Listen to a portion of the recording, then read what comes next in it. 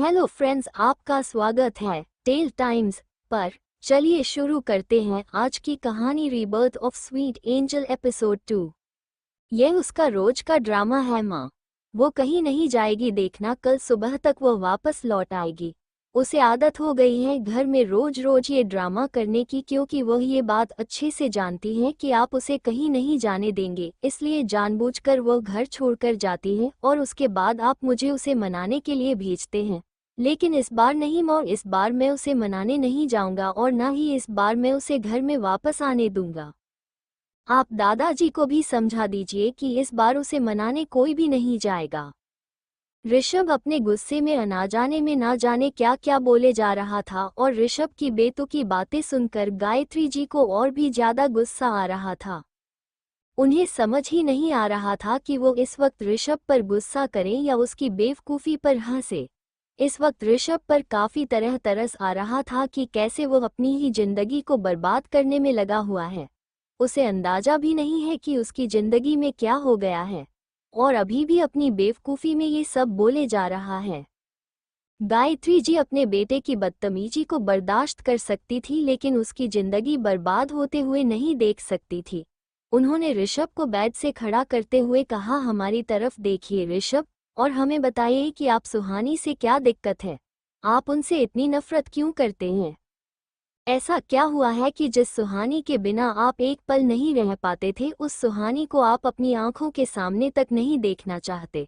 आज तक आपकी पत्नी ने कभी भी हमें आपके और उसके बीच में बोलने की आज़ादी नहीं थी, लेकिन आज हम आपसे जानना चाहते हैं कि ऐसी क्या वजह है जो आप सुहानी और अपनी बेटी से इतनी नफरत करते हैं। किसी पत्नी की बात कर रही हैं माँ आप? उसने शादी जरूर मुझे की थी, लेकिन उसका रिश्ता किसी और से था। वह मुझसे कभी प्यार करती ही नहीं थी। मुझसे शादी करने के बाद भी वह अपने लवर से मिलने जाती थी। और जिस बच्चे की आप बात कर रही हैं वह मेरी बेटी है ही नहीं, वह उसके और उसके लवर की नाजायज़ औलाद है। तो क्यों ना नफरत करूं मैं उससे। मुझसे शादी करने के बाद भी किसी और से रिश्ता रखा उसने। मुझे और आप सबको हमेशा धोखा देती है आई है माँ वह। और आपको पता है माँ, जब मैंने उसे बच्चे को छोड़ देने के लिए कहा तो उसने मुझे क्या कहा? उसने कहा कि वह मुझे छोड़ सकती है, मेरे परिवार को छोड़ सकती है, लेकिन उसे बच्चे को कभी भी नहीं छोड़ सकती। आज भी मुझसे और आप सबसे ज्यादा अपने उस नाजायज़ औलाद से प्यार करती हैं। क्या नहीं किया मैंने उसके लिए? अपनी जान से ज्यादा प्यार किया था मैंने उसे, और मेरे प्यार का ये सिला दिया है उसने। खुद तो मुझे धोखा दिया ही, और उसके बाद वह चाहती है कि मैं उसकी बड़ी बहन के साथ अच्छे से पेश आऊं, उसे अपने घर में रखूं।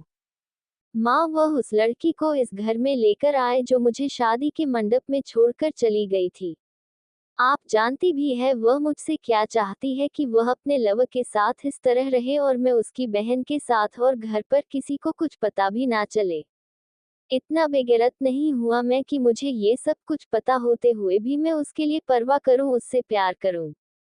ऋषभ के मुंह से सुहानी के लिए इतनी कड़वी बातें सुनकर गायत्री जी को बहुत ज्यादा गुस्सा आ रहा था, लेकिन उन्होंने ठंडे दिमाग से काम लेते हुए ऋषभ से कहा कि किस आशिकी बात कर रहे हैं आप? कियारा आपकी और सुहानी की बेटी है, आप दोनों के प्यार के निशानी। गायत्री जी की बात सुनकर ऋषभ ने कहा, मेरी बेटी नहीं है माँ वह मेरी बेटी कभी थी ही नहीं। मैं एक बार के लिए यह बात झूठ भी मान लूं, लेकिन डीएनए रिपोर्ट उनका क्या माँ? मैंने अपना और उस बच्ची का डीएनए टेस्ट करवाया था, उस बच्ची में मेरा 1% अंश तक नहीं है, और आप कह रही हैं कि वह मेरी बेटी थी। ऋषभ की बात सुनने के बाद गायत्री जी को समझ आ रहा था कि ऋषभ के मन में किसी ने इस हद तक जहर घोल दिया है कि उसे कुछ समझ ही नहीं आने वाला। वह चाहकर भी सुहानी के लिए चाहे कितनी भी सफाई दे दे, लेकिन जब तक वह सुहानी के सही होने के सबूत ऋषभ के सामने नहीं रख देती, ऋषभ किसी की बात पर यकीन नहीं करने वाला। गायत्री जी कुछ सोचकर ऋषभ से कहा, डीएनए टेस्ट आपने किसी से करवाया था? गायत्री जी के पूछने पर ऋषभ ने उन्हें बताया कि उसने अपने असिस्टेंट से कहकर उसका और सुहानी की बेटी का डीएनए टेस्ट करवाया था। आज ऋषभ ने अपनी मां के सामने वह सारा सच रख दिया था जो वो सुहानी के बारे में सोच रहा था या उसे सुहानी के बारे में बताया गया था। गायत्री जी के पूछने पर ऋषभ ने उन्हें ये भी बताया कि यह सारी इन्फॉर्मेशन उन्होंने खुद अपने असिस्टेंट से कलेक्ट करवाई है। गायत्री जी को जब पता चला कि यह सारी इन्फॉर्मेशन ऋषभ को उसके असिस्टेंट ने ला कर दिया और वो डीएनए रिपोर्ट भी। उसके बाद गायत्री जी ने ऋषभ को फ्रेश होकर नीचे आने के लिए कहा और वहां से चली गई। ये सच था कि एक वक्त था जब गायत्री जी को सुहानी बिल्कुल भी पसंद नहीं थी, लेकिन जब उन्होंने सुहानी के प्यार में ऋषभ को बदलते हुए देखा तब उन्हें सुहानी पसंद आ गई थी। उन्होंने सुहानी को बारीकी से परखा था। सुहानी उन्हें किसी भी कदम पर गलत नहीं लगी। उन्हें यकीन नहीं हो रहा था कि उनकी पसंद इतनी गलत कैसे हो सकती है। उन्होंने सुहानी के बारे में हर एक बात पता करवाई थी, खुद उस पर इतनी कड़ी नजर रखे थे, तब कहीं जाकर सुहानी उनकी परीक्षा में पास हो पाई थी और उनके बेटे की सही मायने में जीवन साथी बन पाई थी। सुहानी के बारे में ऋषभ के मुंह से इतना सब कुछ जान लेने के बाद गायत्री जी को ये तो कन्फर्म हो गया था कि कहीं ना कहीं कुछ तो गड़बड़ है और यह बहुत बड़ी गड़बड़ है। किसी ने जानबूझकर ऋषभ और सुहानी के रिश्ते में दरार लाई है। सुहानी के खिलाफ ऋषभ के सामने ऐसे सबूत रखे हैं जिसे वह चाहकर भी इनकार न कर सके। गायत्री जी अपनी जिंदगी में सब कुछ बर्दाश्त कर सकती थी, लेकिन अगर वो कुछ था जो बर्दाश्त नहीं कर सकती थी तो वह उनके बेटे की जिंदगी से खिलवाड़। गायत्री जी अपने बेटे के मामले में किसी पर भी यकीन नहीं करती थी। ऋषभ के कमरे से निकलने के बाद गायत्री जी ने किसी को कॉल किया और कहा, अगले 2 घंटे के अंदर मेरा बेटा ऑफिस के लिए निकालेगा, लेकिन उससे पहले मुझे उसके असिस्टेंट के बारे में हर एक इन्फॉर्मेशन चाहिए और साथ ही वह डीएनए रिपोर्ट की असली कॉपी भी जो ऋषभ से छुपाई गई और उसे गलत रिपोर्ट पकड़वाई गई। अपनी बात कहने के बाद गायत्री जी ने कॉल कट कर दिया। गायत्री जी ने इतने सालों तक अपने बेटे और बहू के रिश्ते के बीच में कुछ भी नहीं था, क्योंकि सुहानी ने उन्हें यकीन दिलाया था कि वो सबको सही कर देंगी। गायत्री जी ने भी सुहानी को अच्छे से रखा था। वो जानती थी कि सुहानी सब कुछ ठीक कर सकती है, इसलिए उन्होंने भी कभी भी सुहानी और ऋषभ के बीच में बोलना सही नहीं समझा। हाँ, लेकिन दादाजी जरूर ऋषभ को सुहानी के साथ बदतमीजी से पेश आने पर डांट लगा देते थे। लेकिन आज जो सिचुएशन उनके सामने आया था उसके बाद वो कभी चुप रह नहीं सकती थी। उन्हें अब समझ आ रहा था कि सुहानी क्यों इतनी रात को अचानक यहाँ से चली गई बिना किसी को कुछ कहे। सुहानी का इस तरह से जाने की वजह गायत्री जी को अब अच्छे से समझ आ रही थी। एक माँ सब कुछ बर्दाश्त कर सकती है, लेकिन अपनी बेटी के ऊपर लगे इल्जाम कभी भी नहीं बर्दाश्त करेगी। वो अपनी बेटी को नाजायज कहलवाना कभी भी पसंद नहीं करेगी। इसीलिए आज तक सुहानी ऋषभ की हर बदतमीजी को सहती आई थी, लेकिन शायद अब ऋषभ ने अपनी बदतमीजी के हद भी पार कर दी। उसने जरूर कियारा के बारे में वही सब कुछ कहा होगा जो आज उसने गायत्री जी को कहा है। ये सब सुनकर ही गायत्री जी को खुद पर बहुत ज्यादा गुस्सा आ रहा था। उन्हें समझ नहीं आ रहा था कि उन्होंने सुहानी की बात क्यों मानी और क्यों उन्होंने ऋषभ और सुहानी के रिश्ते के बारे में पहले सब कुछ जान लिया होता तो आज कियारा को, लेकिन सुहानी इस घर से चली नहीं जाती। पता नहीं सुहानी किस हाल में अपने बच्ची के साथ होगी और कहाँ होगी। जितना सुहानी को अभी तक गायत्री जी ने जाना था वह ये बात तो अच्छे से जान गई थी कि सुहानी अपने पापा के घर नहीं गई होगी, किसी ऐसी जगह गई होगी जहां उसे अब हम में से कोई भी ना ढूंढ पाए। और सुबह दादी से फोन पर उन्होंने सब सुन लिया था।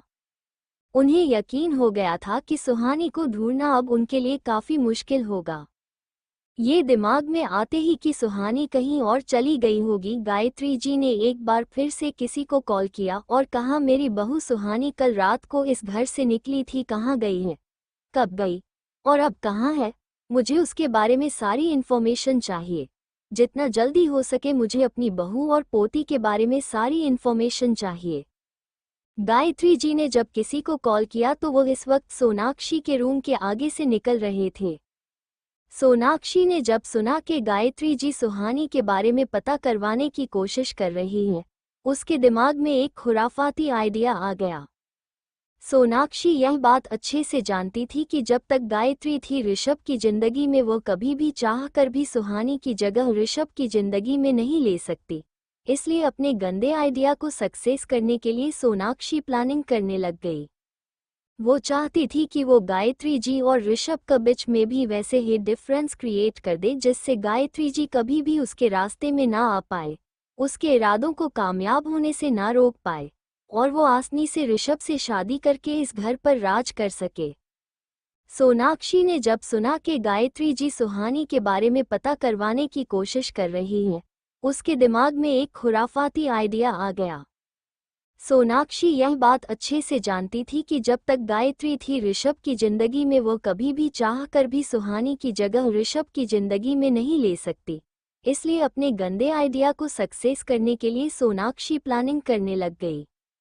वो चाहती थी कि वो गायत्री जी और ऋषभ के बीच में भी वैसे ही डिफरेंस क्रिएट कर दे जिससे गायत्री जी कभी भी उसके रास्ते में ना आ पाए, उसके इरादों को कामयाब होने से ना रोक पाए और वो आसानी से ऋषभ से शादी करके इस घर पर राज कर सके।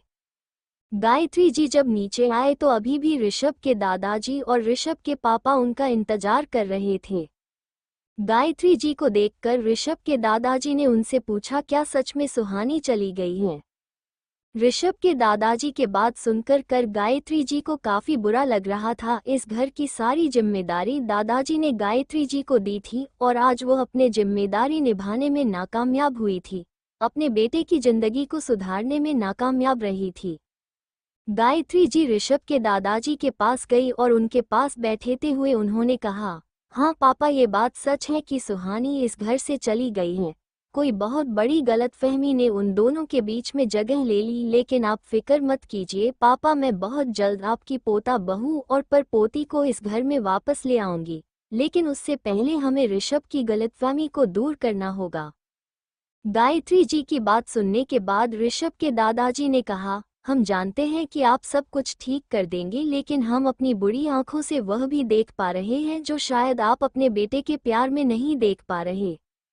सुहानी कभी भी इस घर से अपनी बेटी को लेकर नहीं गई थी। इससे पहले वो कभी भी घर छोड़ कर गई थी तो गुस्से में आकर कुछ वक्त के लिए जरूर जाती थी, लेकिन वह वापस लौट आई थी। लेकिन इस बार सुहानी अपने बेटी को यहाँ से लेकर गई है। हमें डर है कि कहीं सुहानी और ऋषभ के बीच में कुछ ऐसा ना हो जो उनके रिश्ते के बीच में एक गहरी खाई खोद दे। सुहानी का अतीत तो हम सभी जानते हैं, उसने अपनी जिंदगी में एक बार पहले भी रिश्तों में धोखा खाया था और अब हमें डर है कि अगर इस बार ऋषभ की वजह से उसका दिल टूटा तो उसे जोड़ना काफी मुश्किल होगा आपके लिए। वो बच्ची दिल की बुरी नहीं थी, उसका दिल शीशे की तरह साफ था। शीशे के गिलास को जब एक बार टूट जाए तो जोड़ा नहीं जा सकता, लेकिन उसने अपने दिल को एक बार फिर से जोड़कर इस घर को प्यार किया था, इस परिवार को अपनाया, ऋषभ की जिंदगी में नए रंग भरे थे। लेकिन अगर इस बार उसका दिल टूटा तो हमें डर है कि वो कभी चाह कर भी जोड़ ना पाए। इसलिए आप जो कुछ भी करें सावधानी से करें। हमें आप पर पूरा यकीन है, आप अपनी बेटे की जिंदगी को सही ट्रैक पर ले आएंगे। गायत्री जी से अपनी बात करने के बाद दादाजी अपने रूम में चले थे। दादाजी के जाने के बाद ऋषभ के पापा भी उनके कमरे की तरफ चले गए। ऋषभ के पापा जब दादाजी के कमरे में पहुंचे तो दादाजी ने उनसे कहा, हमें डर है कि कहीं आपके बेटे ने वही गलती ना दोहराई हो जो वर्षों पहले अपने की थी। आपके के घाव आज तक नहीं भरे हैं और अगर आपके बेटे ने फिर से वही गलती दोहराई है तो उसे भी अपनी पूरी जिंदगी शायद बिना प्यार के ही काटनी पड़े।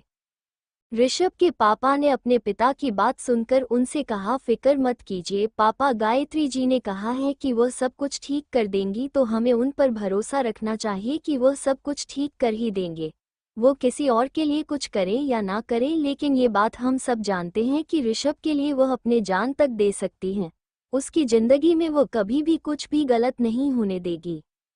दादाजी ने एक बार फिर से कहा, एक माँ अपने बेटे के लिए जाए कुछ भी क्यों ना करे, लेकिन एक पत्नी दूसरे पत्नी का तो दर्द आराम से समझ सकती है और एक औरत होने के नाते उन्हें वह भी देखना पड़ता है जो हम माँ बाप के आंखें ना देख पाए। ऋषभ के दादाजी की यह बात तो ऋषभ के पापा को समझ नहीं आई, लेकिन उन्होंने अपने पापा से कहा, आप फिक्र मत कीजिए पापा, जो भी होगा ठीक ही होगा। आपकी बहू ने कहा है कि सब कुछ ठीक कर देंगे, तो मतलब वह कर देंगे, हमें उन पर पूरा यकीन है। आप भी उन पर यकीन बनाए रखिए, वह सही में सब ठीक कर देगी। अपनी बात कहने के बाद ऋषभ के पापा वहां से चले गए। ऋषभ जब तैयार होकर अपने कमरे से बाहर निकला तो उसके पीछे पीछे ही सोनाक्षी छुपकर ऋषभ के बाहर आने का इंतजार कर रही थी, वह भी चलने लगी। ऋषभ जानता था कि उसके पीछे सोनाक्षी भी आ रही है, लेकिन इस वक्त वो इस चीज को अवॉइड करना चाहता था। इसलिए उसने उसे वक्त कुछ भी नहीं कहा और सीधे डाइनिंग टेबल पर चला गया। गायत्री जी जो ऋषभ के आने का इंतजार कर रही थी, उन्होंने ऋषभ का नाश्ता लगाया और उन्हें खाने के लिए कहा।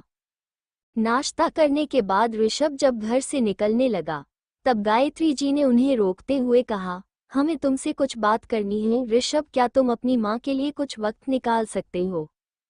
अपनी माँ की बात सुनने के बाद ऋषभ ने कहा, हाँ माँ, कहिए क्या कहना चाहती हैं। ऋषभ अब तक ये भूल चुका था कि सुहानी इस घर में नहीं है, क्योंकि यह तो उसका रोज का ही था। ऋषभ ने जब सुहानी को अपने सामने आने से मना कर दिया था, इसलिए सुहानी जब भी ऋषभ डाइनिंग एरिया के आसपास होता है, कभी अपने कमरे से बाहर नहीं रहती थी। उसे लगता था कि उसके आसपास होने की वजह से ऋषभ खाना नहीं खाएगा और वह नहीं चाहती थी कि कभी भी ऋषभ भूखा रहना पड़े, इसलिए वह जब भी ऋषभ घर पर होता, वह बाहर होती है या फिर कियारा के रूम में होती है। इसलिए सुहानी से बिना मिले डाइनिंग टेबल से चले जाना ऋषभ की आदत बन चुकी थी, और इस बात से उसे कोई खास फर्क भी नहीं पड़ता था। वह तो खुद चाहता था कि सुहानी कम से कम उसके सामने आए। वह सुहानी को इस घर में सिर्फ झेल इसीलिए रहा था क्योंकि वह अपनी फैमिली को हर्ट नहीं करना चाहता था। इसलिए सुहानी को न पाकर उसके दिमाग से यह बात बिल्कुल ही निकल गई कि सुहानी तो कल रात को घर छोड़कर चली गई थी। ऋषभ को अभी भी यही लग रहा था कि वह अभी कहीं और कल तक वापस आ जाएगी। वैसे भी वह अपने बेटी के बिना एक पल भी नहीं रह पाती थी, और ऋषभ को लगता था कि सुहानी कभी भी कियारा को अपने साथ लेकर के घर छोड़कर नहीं गई थी, क्योंकि उसे हमेशा ही इस घर में वापस आना होता था। इसलिए अपने वापस लौटने का जरिया वो हमेशा है इस घर में छोड़कर जाती थी। गायत्री जी के कहने पर ऋषभ घर पर रुक गया था। ऋषभ को रुका हुआ देखकर गायत्री जी ने आसपास देखा तो सोनाक्षी अभी भी डाइनिंग टेबल पर ही बैठे हुए थी। गायत्री जी ने ऋषभ से कहा कि वो उनके रूम में आए, उन्हें उनसे कुछ जरूरी बात करनी है। इतना कहकर वह अपने कमरे की तरफ चली गई। गायत्री जी के कहने के बाद ऋषभ भी उनके कमरे की तरफ जाने लगा तो सोनाक्षी उस वक्त उसके रास्ते के बीच में आकर खड़ी हो गई। सोनाक्षी ने ऋषभ की कॉलर ठीक करते हुए कहा, क्या तुम्हें नहीं लगता कि तुम्हारी माँ तुमसे ज्यादा उसे सुहानी की तरफदारी कर रही है? वो हमेशा ही इस घर का अटेंशन अपनी तरफ खींचने के लिए इस घर को छोड़कर जाती रहती है, और तुम्हारे घर वाले हमेशा ही उसके यहाँ से चले जाने के लिए तुमने दोषी ठहराते हैं, और उसके बाद तो तुम उसे मना कर वापस घर ले आते हो, जबकि इसमें तुम्हारी कोई गलती भी नहीं होती। कौन सी माँ अपने बेटे को छोड़कर अपनी बहू की तरफदारी करती है? तुम्हें शायद पता नहीं होगा, लेकिन मैं तुम्हें बता दूं कि तुम्हारी माँ ने सुहानी को खोजने के लिए अपने आदमी भेजे। ऋषभ जो जानता था कि सोनाक्षी की यह चाल थी, उसे उसकी माँ के खिलाफ भड़काने की कोशिश कर रही है। वह सोनाक्षी को अच्छा सा जवाब भी दे सकता था, लेकिन वह जानता था कि जब भी सोनाक्षी कोई बदतमीजी करती है तो उसके बाद वह एक तमाशा ही खड़ा करती है, और सुहानी हमेशा ही अपनी बहन के बचाव में बीच में आकर खड़ी हो जाती है। इसलिए ऋषभ ने सोनाक्षी को हमेशा इग्नोर करना ही सही समझा, क्योंकि वह नहीं चाहता था कि इसकी वजह से घर में फिर से कोई तमाशा हो। इस बार भी ऋषभ सोनाक्षी को इग्नोर करके चले जाने वाला था कि तब जब उसने सोनाक्षी मुंह से यह सुना कि गायत्री जी ने सुहानी को खोजने के लिए अपने आदमी भेजे हैं, तो उसे थोड़ा अजीब लगा, क्योंकि वह अभी तक यही मानकर चल रहा था कि सुहानी घर छोड़कर गई है तो जरूर अपने पापा के घर गई होगी, और अगर वह अपने पापा के ही घर गई है तो फिर उसे ढूंढने के लिए आदमी बेचने की क्या जरूरत है। ऋषभ को ये बात जानकर थोड़ा अजीब जरूर लगा, लेकिन उसके बाद भी उसने सोनाक्षी के हाथ पकड़कर अपने कॉलर से दूर किया और उसे इग्नोर करके अपनी माँ के कमरे में चला गया।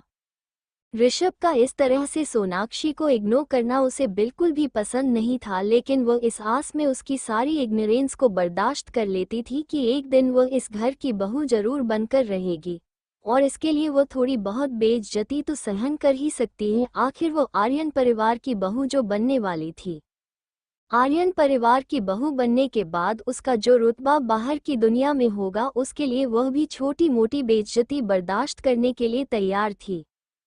सोनाक्षी को इग्नोर करने के बाद ऋषभ सीधे अपनी मां के कंपनी में चला गया।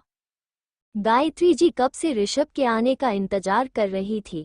ऋषभ जब गायत्री जी के कमरे में पहुंचा तो गायत्री जी ने उसे सोफे पर बैठने के इशारा किया और खुद जाकर पहले दरवाजा बंद किया और उसके बाद उसके सामने वाले सोफे पर बैठ गई। गायत्री जी ने बड़े ही नर्म अंदाज में ऋषभ से कहा, ऋषभ, आज तक आप अपनी जिंदगी के सारे फैसले खुद लेते आए हैं और आपके हर फैसले में हमने आपका साथ दिया है। आज भी हम आपके फैसले के खिलाफ नहीं जाएंगे, लेकिन उससे पहले हमें आपसे कुछ जानना है। अपनी मां को इस तरह से सीरियस होकर बात करते हुए देखा ऋषभ ने कहा, मां, बात क्या है? आप मुझे परेशान क्यों लग रही हैं? क्या आप उस लड़की की वजह से परेशान हैं? अगर ऐसा है तो मैं आपको बता रहा हूँ, वो कहीं नहीं जाएगी मां। इस घर के ऐसो आराम को छोड़कर वह कहीं जा ही नहीं सकती। वो ये सब करती हैं क्योंकि वह आप सभी का ध्यान अपनी तरफ खींचना चाहती हैं। इसलिए हमेशा कोई ना कोई बहाना बनाकर वो इस घर से चली जाती हैं और उसके बाद आप लोगों उसे मनाते हैं, फिर घर बुलाते हैं और वो तो हर बार यह चाहती है कि आप खुद उसकी इम्पोर्टेंस समझें और उस घर लेकर आए। लेकिन उसे इतनी इम्पोर्टेंस देने की कोई ज़रूरत नहीं है, वो इतनी इम्पोर्टेंट डिजर्व करती ही नहीं है। इसलिए आप परेशान मत हो, खुद ब खुद ही 1-2 दिन में घर वापस आ जाएगी। ऋषभ के मुंह से सुहानी के लिए इतना कड़वा गायत्री जी सुबह ही सुन चुके थे। वह जानती थी कि ऋषभ सुहानाई को अब कुछ खास पसंद नहीं करता और उसके लिए उसके पास खुद की एक बड़ी वजह है जिसे गायत्री जी खुद भी मना नहीं कर सकती। कोई भी पति है कभी भी बर्दाश्त नहीं करेगा कि उसकी पत्नी का किसी और आदमी से रिश्ता हो और वह किसी और के बच्चे की मां भी हो। यहाँ तो ऋषभ ने अपने दिल और दिमाग में ये बात अच्छे से बिठा रखी थी कि सुहानी ने उसे धोखा दिया है और उसकी बेटी ऋषभ के नाम कर किसी और की है। तो इस सिचुएशन में ऋषभ मुंह से सुहानी के लिए जहर निकलना जायज सी बात थी। इसलिए इस वक्त गायत्री जी ने भी सुहानी के पक्ष में ऋषभ से कुछ नहीं कहा। ऋषभ के मुंह से सुहानी के लिए इतना कड़वा गायत्री जी सुबह ही सुन चुके थे। वह जानती थी कि ऋषभ सुहानाई को अब कुछ खास पसंद नहीं करता और उसके लिए उसके पास खुद की एक बड़ी वजह है जिसे गायत्री जी खुद भी मना नहीं कर सकती। कोई भी पति है कभी भी बर्दाश्त नहीं करेगा कि उसकी पत्नी का किसी और आदमी से रिश्ता हो और वह किसी और के बच्चे की मां भी हो। यहाँ तो ऋषभ ने अपने दिल और दिमाग में ये बात अच्छे से बिठा रखी थी कि सुहानी ने उसे धोखा दिया है और उसकी बेटी ऋषभ के नाम कर किसी और की है। तो इस सिचुएशन में ऋषभ मुंह से सुहानी के लिए जहर निकलना जायज सी बात थी। इसलिए इस वक्त गायत्री जी ने भी सुहानी के पक्ष में ऋषभ से कुछ नहीं कहा। ऋषभ की बात सुनने के बाद गायत्री जी समझ रही थी कि वो सुहानी के बारे में इतना कड़वा क्यों बोल रहा है। वो जानती थी कि एक बार सच सामने आने के बाद ऋषभ को खुद अंदाजा हो जाएगा कि वो कितना गलत है। इसलिए उन्होंने इस वक्त ऋषभ को कुछ भी बोलने से नहीं रोका। ऋषभ के बोल लेने के बाद गायत्री जी ने उससे कहा, ऋषभ, हम जानते हैं कि आप सुहानी से नफरत करते हैं और हम आपको ये भी नहीं कहेंगे कि आप अपने नफरत भुलाकर उसे एक बार फिर से घर में लेकर आए। लेकिन हम आपसे ये जानना जरूर चाहते हैं कि आपको ये बात किसने बताई कि सुहानी आपको धोखा दे रही है। गायत्री जी की बात सुनने के बाद ऋषभ ने कहा, माँ, मैं कोई दूध पीता बच्चा नहीं हूँ जो कोई भी आकर मुझे कुछ भी कहेगा और मैं मन कर बैठ जाऊंगा। मैं खुद उसकी बहन को उसकी लवर से बात करते हुए सुना था। वह उसे कह रही थी कि वो सुहानी से ना मिले क्योंकि सुहानी की शादी हो चुकी है और वो प्रेग्नेंट भी है। उस वक्त सोनाक्षी की बातें मुझे क्रीपी सी लगी थी, लेकिन उसके बाद जब मैंने उसे कई बार उसे लड़के से बात करते हुए सुना तो मैं सुहानी का फ़ोन चेक किया था। सुहानी के नंबर पर अक्सर उसे लड़के के कॉल आया करते थे और सुहानी काफ़ी देर तक उससे बात भी करती थी। मेरे पूछने पर उसने कहा कि है उसकी कोई कॉलेज की दोस्त है और पढ़ाई के बारे में उसे कुछ जानना चाहती थी, इसलिए उसे कॉल कर रही है। उसने मुझसे झूठ बोला, फिर भी मैंने उसे कुछ नहीं कहा। हद तो तब हो गई जब मैं खुद उसे उस लड़के के साथ रंगे हाथों पकड़ लिया और उसके बाद भी सुहानी ने मुझे ये कहा कि वो एक रैंडम लड़का है, उसे रास्ता पूछ रहा था। उसके बाद मैंने उसकी सारी डिटेल्स अपने असिस्टेंट से निकलवाई तो मुझे पता चला उसका और सुहानी का चक्कर काफ़ी वक्त से चला रहा है। सुहानी उससे बहुत बार मिलती है और कई बार तो ऐसी जगह भी मिली है जिसके बारे में मुझे कहते हुए भी शर्म आ रही है। और जब उसकी बहन से मुझे ये पता चला कि उसकी बेटी मेरी बेटी ना होकर उसे लड़के की बेटी है, तब भी मैंने सुहाने पर कोई शक नहीं किया था माँ। लेकिन उसके बाद सोनाक्षी से ने आकर मुझसे सवाल किया कि मैं अपनी आंखें बंद करके कैसे रह सकता हूँ। उसने मुझसे कहा कि उसने मुझे सिर्फ मंडप में छोड़ा था, इसलिए मैं उससे नफरत करता हूँ, तो फिर मैं अपने बीवी से प्यार कैसे कर सकता हूँ जो उसकी आंखों के सामने उसे धोखा दे रही है। मैंने उस दिन भी सोनाक्षी की बात नहीं मानी थी, लेकिन उसने मुझे कहा कि वह मुझे गलत प्रूफ कर सकती है। अगर मुझे उसकी बातों पर यकीन नहीं है तो मैं खुद का और सुहानी की बेटी का डीएनए टेस्ट करवाऊं।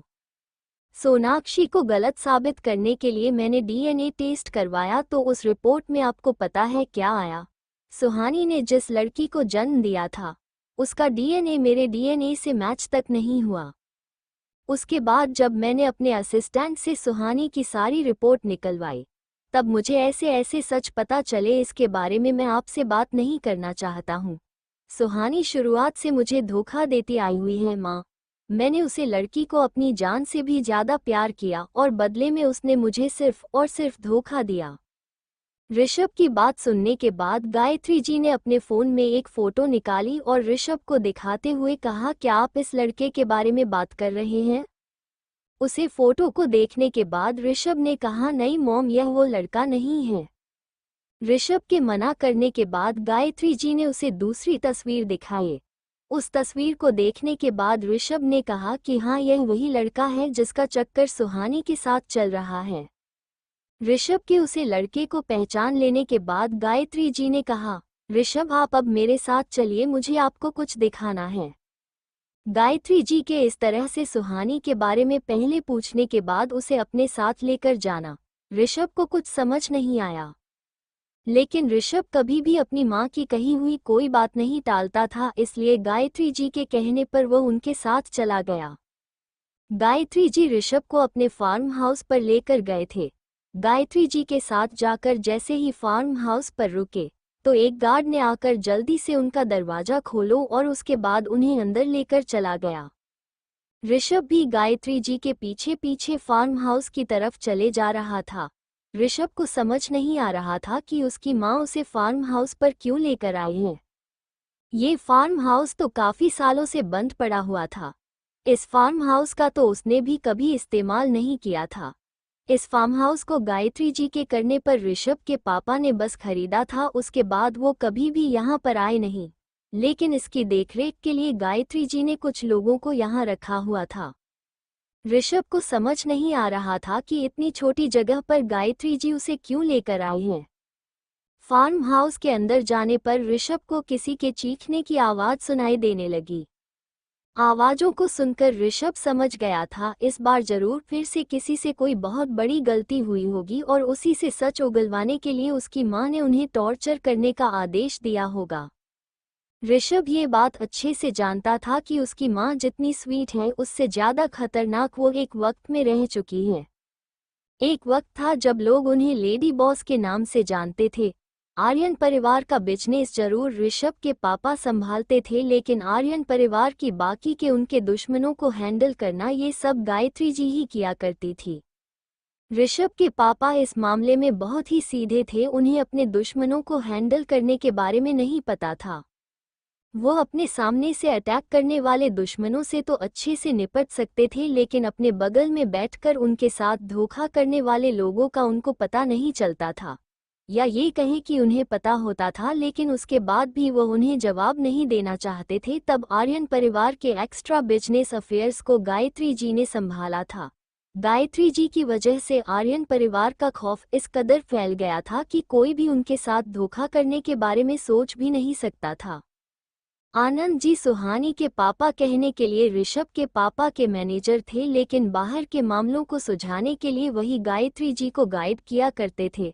आनंद जी ऋषभ के दादाजी की खास आदमी थे और ऐसे बहुत से मामलों को उन्होंने खुद ही खत्म किया था जो आर्यन परिवार के खिलाफ उठ रहे थे।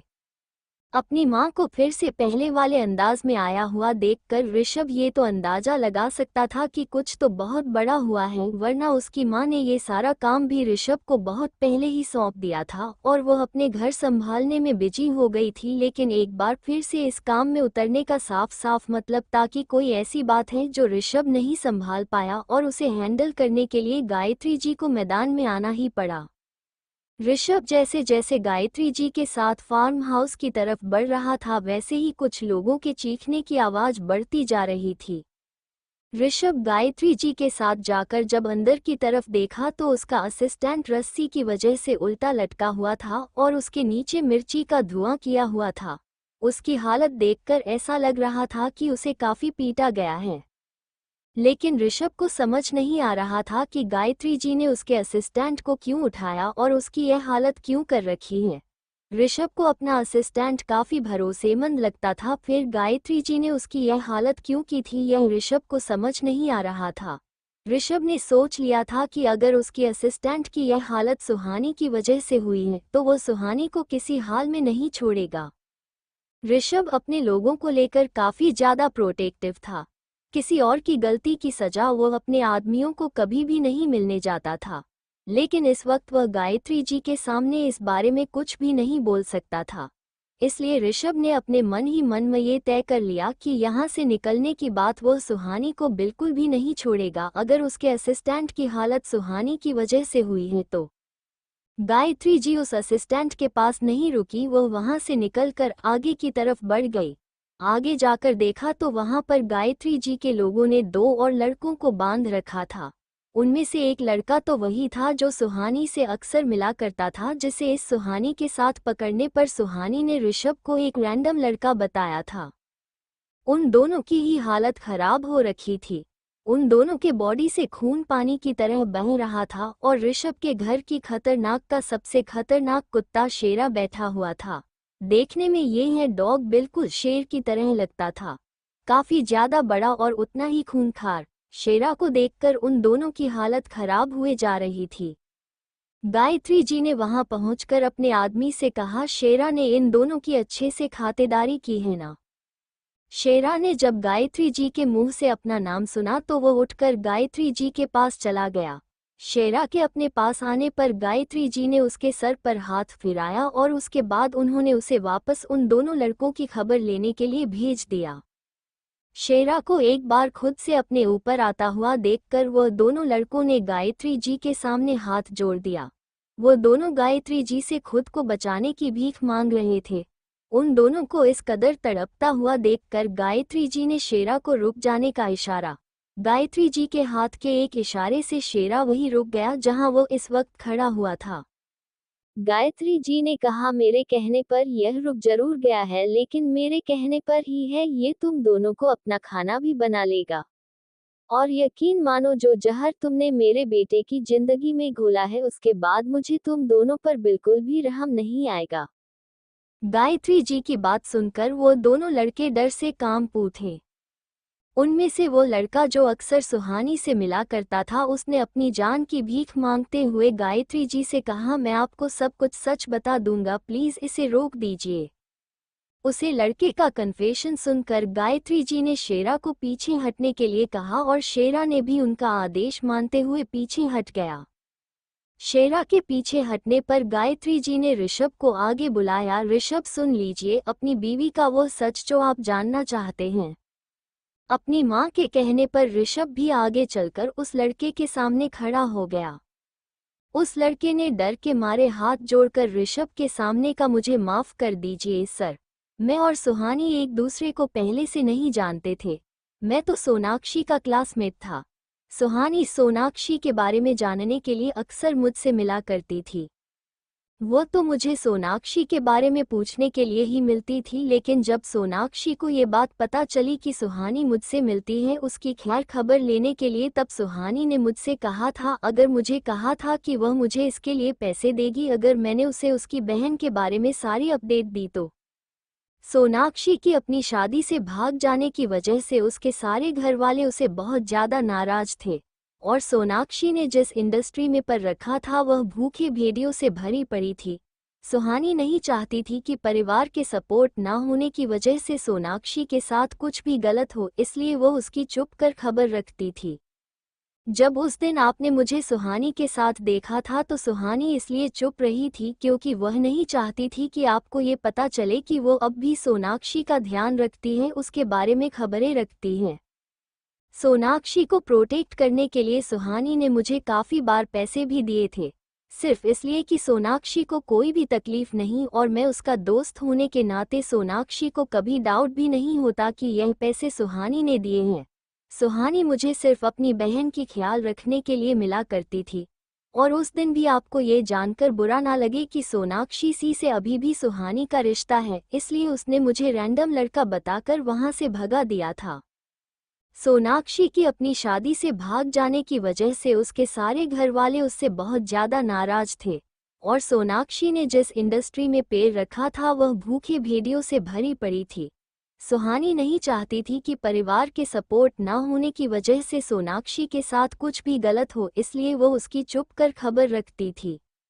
जब उस दिन आपने मुझे सुहानी के साथ देखा था तो सुहानी इसलिए चुप रही थी क्योंकि वह नहीं चाहती थी कि आपको ये पता चले कि वो अब भी सोनाक्षी का ध्यान रखती है, उसके बारे में खबरें रखती हैं। सोनाक्षी को प्रोटेक्ट करने के लिए सुहानी ने मुझे काफ़ी बार पैसे भी दिए थे, सिर्फ इसलिए कि सोनाक्षी को कोई भी तकलीफ नहीं, और मैं उसका दोस्त होने के नाते सोनाक्षी को कभी डाउट भी नहीं होता कि यह पैसे सुहानी ने दिए हैं। सुहानी मुझे सिर्फ अपनी बहन की ख्याल रखने के लिए मिला करती थी, और उस दिन भी आपको ये जानकर बुरा ना लगे कि सोनाक्षी सी से अभी भी सुहानी का रिश्ता है, इसलिए उसने मुझे रैंडम लड़का बताकर वहां से भगा दिया था। अच्छा, अगर तुम सुहानी के बॉयफ्रेंड नहीं थे और उसे हर बार सोनाक्षी की खबर देने के लिए मिला करते थे तो तुमने उस वक्त झूठ क्यों बोला जब मैं खुद तुमसे मिला था और मैंने तुमसे पूछा था कि सुहानी का तुम्हारे साथ क्या रिश्ता है? ऋषभ के सवाल का जवाब देते हुए उस लड़के ने कहा, सर मेरी माँ बहुत बीमार है और मुझे इस वक्त फिल्म इंडस्ट्री में सिर्फ इंटर करने के लिए काफ़ी स्ट्रगल करना पड़ता है। मेरे परिवार की कंडीशन कुछ ठीक नहीं है, इसलिए मुझे पैसों की ज़रूरत थी। सोनाक्षी के आपके घर लौट जाने के बाद सुहानी ने भी मुझे पैसे देने बंद कर दिए थे, और वह मुझे पैसे देती तो भी किस हक से देती हो? मुझे सिर्फ सोनाक्षी का ख्याल रखने के लिए पैसे देती थी। जब सोनाक्षी ही उसके घर चली गई थी तो फिर उसके बाद मेरा उससे मिलना भी कम हो गया। पहले सुहानी जो पैसे मुझे दिया करती थी उससे मेरा काम चल रहा था, लेकिन जब सुहानी नहीं मुझे पेमेंट करना बंद कर दिया तो उसके बाद मुझ पर मेरे और मेरे परिवार की काफ़ी सारी जिम्मेदारी आ गई, और उन्हें पूरा करने के लिए मुझे पैसों की सख्त ज़रूरत थी। सोनाक्षी यह बात जानती थी कि मेरे पैसों की कितनी तंगी है। उसने मुझे कहा कि सुहानी आपके साथ शादी में खुश नहीं है, इसलिए वह आपको छोड़कर जाना चाहती है, लेकिन आपने उसे घर में कैद कर रखा है, इसीलिए उसे छुप छुप कर अपनी बहन की मदद करनी पड़ रही थी। इसलिए अगर मैं आपको ये कह दूं कि सुहानी मेरी गर्लफ्रेंड है और वह मुझसे बहुत प्यार करती है तो आप उसे अपने घर से जाने देंगे और वो अपनी ज़िंदगी आराम से जी पाएगी। सुहानी ने मेरे बुरे वक्त में मेरी काफ़ी मदद की थी, इसलिए एक बार के लिए मैं उसकी मदद करने के लिए मान गया। मैं सुहानी से मिलना भी चाहता था, लेकिन सोनाक्षी ने मुझे ये कहकर मना कर दिया। मुझे पैसों की काफ़ी ज़रूरत थी और सुहानी का मुझ पर एहसान भी, इसलिए मैंने ज़्यादा कुछ नहीं सोचा और सोनाक्षी की बात मान ली। और जब आपने मुझसे पूछा तो मैंने आपसे कह दिया कि वो मेरी गर्लफ्रेंड हैं। उसने मुझे इस चीज़ के लिए काफ़ी सारे पैसे भी दिए थे कि मैं पर आपको ये कह दूं कि मैं उसका बॉयफ्रेंड और वह मुझसे प्यार करती हैं। मेरे एक बार यह कह देने की बात सबकी ज़िंदगी सही हो जाएगी। सुहानी को अपनी ज़बरदस्ती की शादी से छुटकारा मिल जाएगा, मुझे मेरे पैसों की प्रॉब्लम से, और सोनाक्षी को भी आपके घर में फिर से बहू की जगह तो मिल जाएगी, क्योंकि आप भी सोनाक्षी से ही प्यार करते हैं। आपने भी फैमिली प्रेशर में सुहानी से शादी कर रखी थी, इसलिए जब आपने मुझसे पूछा कि सुहानी तो मेरे साथ क्या रिश्ता, तो मैं आपसे कह दिया कि मैं उसका बॉयफ्रेंड। इसके अलावा मैंने कुछ भी नहीं किया। सर प्लीज़ मुझे छोड़ दीजिए। उस लड़के की बात सुनकर ऋषभ को खुद पर बहुत ज़्यादा गुस्सा आ रहा था। ऋषभ जब उस मारने के लिए आगे बढ़ा तो गायत्री जी ने बीच में आकर ऋषभ का हाथ रोक दिया। गायत्री जी ने ऋषभ से कहा, इस पर गुस्सा करने से क्या होगा? ऋषभ, अनजाने में सही लेकिन लोगों की बातों में आकर आपने बहुत कुछ गलत कर दिया है। अभी तो आपको बहुत कुछ जानना बाकी है। इस लड़के की सिर्फ इतनी ही गलती है कि इसने आपसे एक छोटा सा झूठ बोला और वह भी मजबूरी में आकर, इसलिए आप इसे जान से नहीं मार सकते। अगर मारना ही है तो उसे मारिए जो इन सब के पीछे मास्टरमाइंड था। उसके बाद गायत्री जी ने अपने आदमियों से कहा कि वो उसे लड़के को अस्पताल पहुंचा दे। उस लड़के को छोड़ देने के बाद गायत्री जी ने उस दूसरे लड़के की तरह, जो अभी भी शेरा की निगरानी में बैठा हुआ था, गायत्री जी ने उस लड़के की तरह इशारा करते हुए कहा, इससे मिलिए, यह है आपका असली मुजरिम। गायत्री जी ने उस लड़के के सामने जाकर कहा, अब तुम खुद अपना सच अपने मुंह से कबूल करोगी या फिर हम।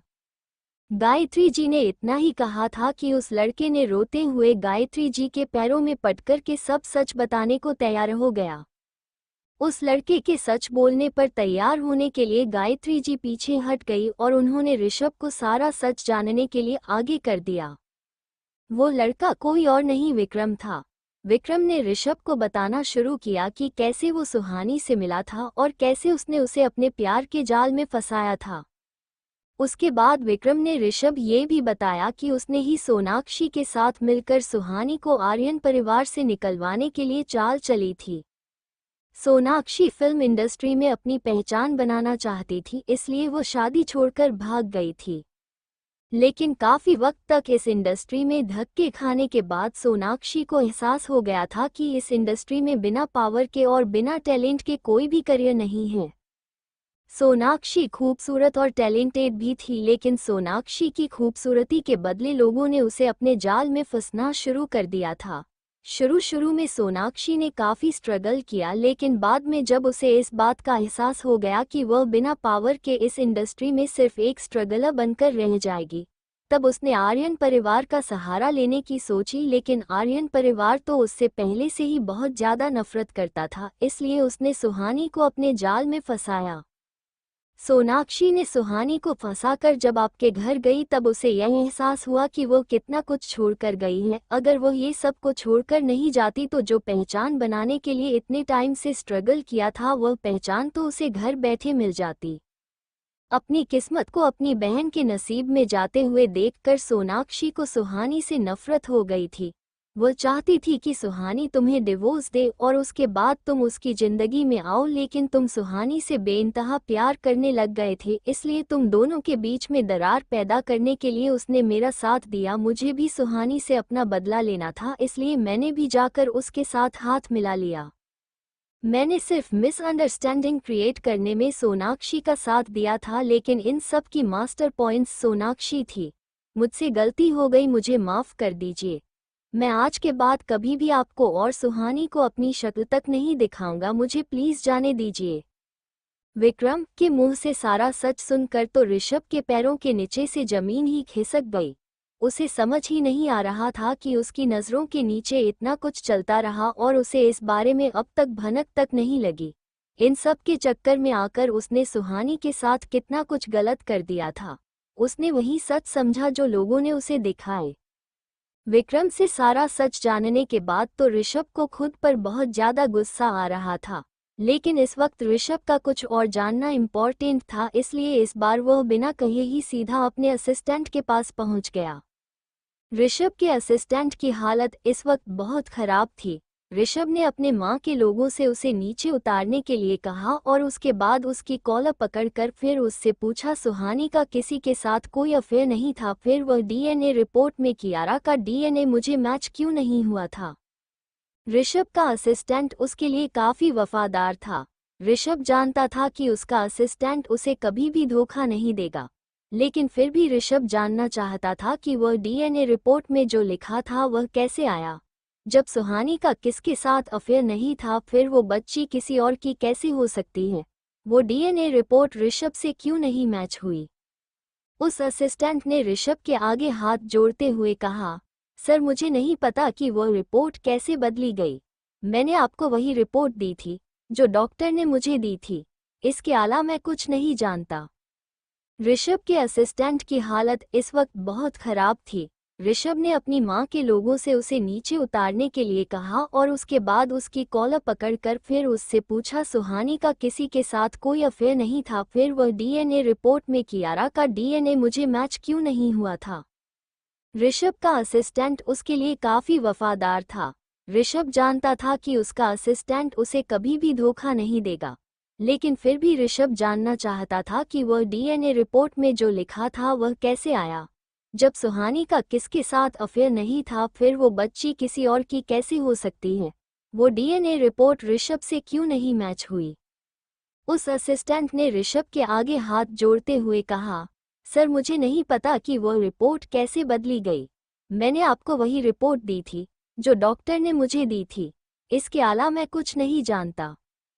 ऋषभ को अपने असिस्टेंट पर गुस्सा करते हुए देखकर गायत्री जी ने उसे रोकते हुए कहा, जैसे आपको नहीं पता कि वो रिपोर्ट कैसे बदल गई, इसे भी नहीं पता होगा कि वो रिपोर्ट कैसे बदली। गायत्री जी की बात ऋषभ को समझ नहीं आ रही थी कि गायत्री जी उसे कहना क्या चाहती हैं। ऋषभ ने अपनी माँ से कहा, माँ कहना क्या चाहती है, जब डीएनए टेस्ट इसने करवाया तो उसे कैसे नहीं पता होगा कि रिपोर्ट कैसे बदल गई। ऋषभ की बात सुनकर गायत्री जी ने कहा, ऋषभ हमने आपको हमेशा एक बात सिखाई कि बाहर की दुश्मनों से लड़ने से पहले आपको अपने घर के दुश्मनों को खत्म करना होगा, तब जाकर आप अपनी जिंदगी में कहीं आगे बढ़ पाएंगे। आपके असिस्टेंट ने इस रिपोर्ट के साथ कोई छेड़छाड़ नहीं की। अब आप ये पूछना चाहेंगे कि जब इसने कुछ किया ही नहीं तो फिर हमने इसे सजा क्यों दी, तो इसका रीजन हम आपको बताते हैं।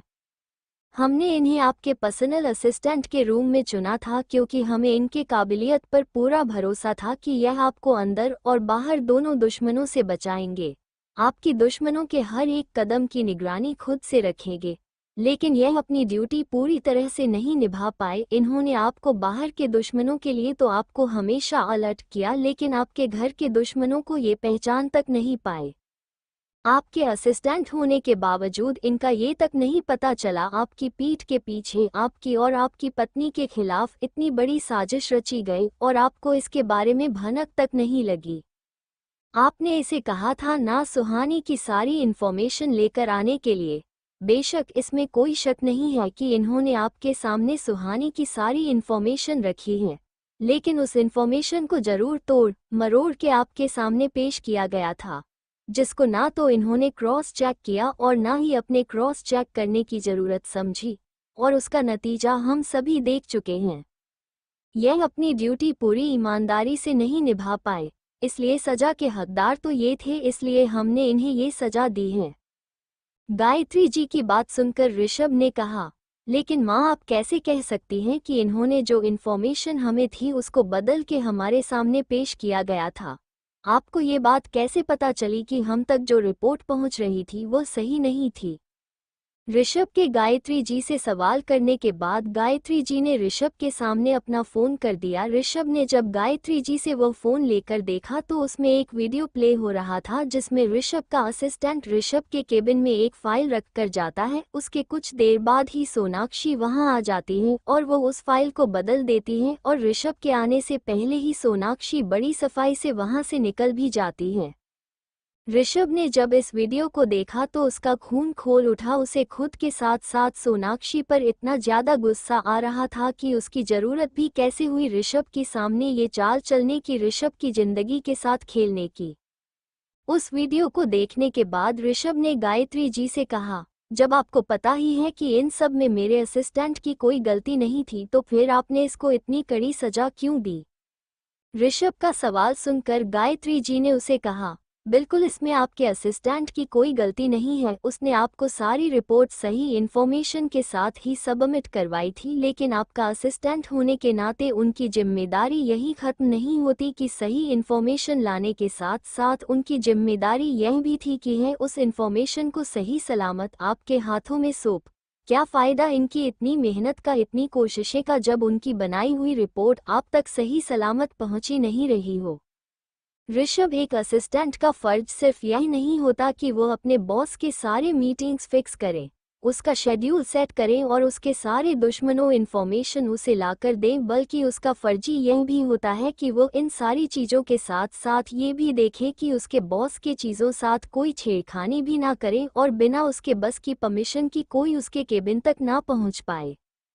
यहाँ आप खुद देख लीजिए, सीसी की फुटेज में ना तो आपके ऑफिस में से किसी ने सोनाक्षी को आपके ऑफिस में आने से रोका और ना ही उसे आपके केबिन में जाने से।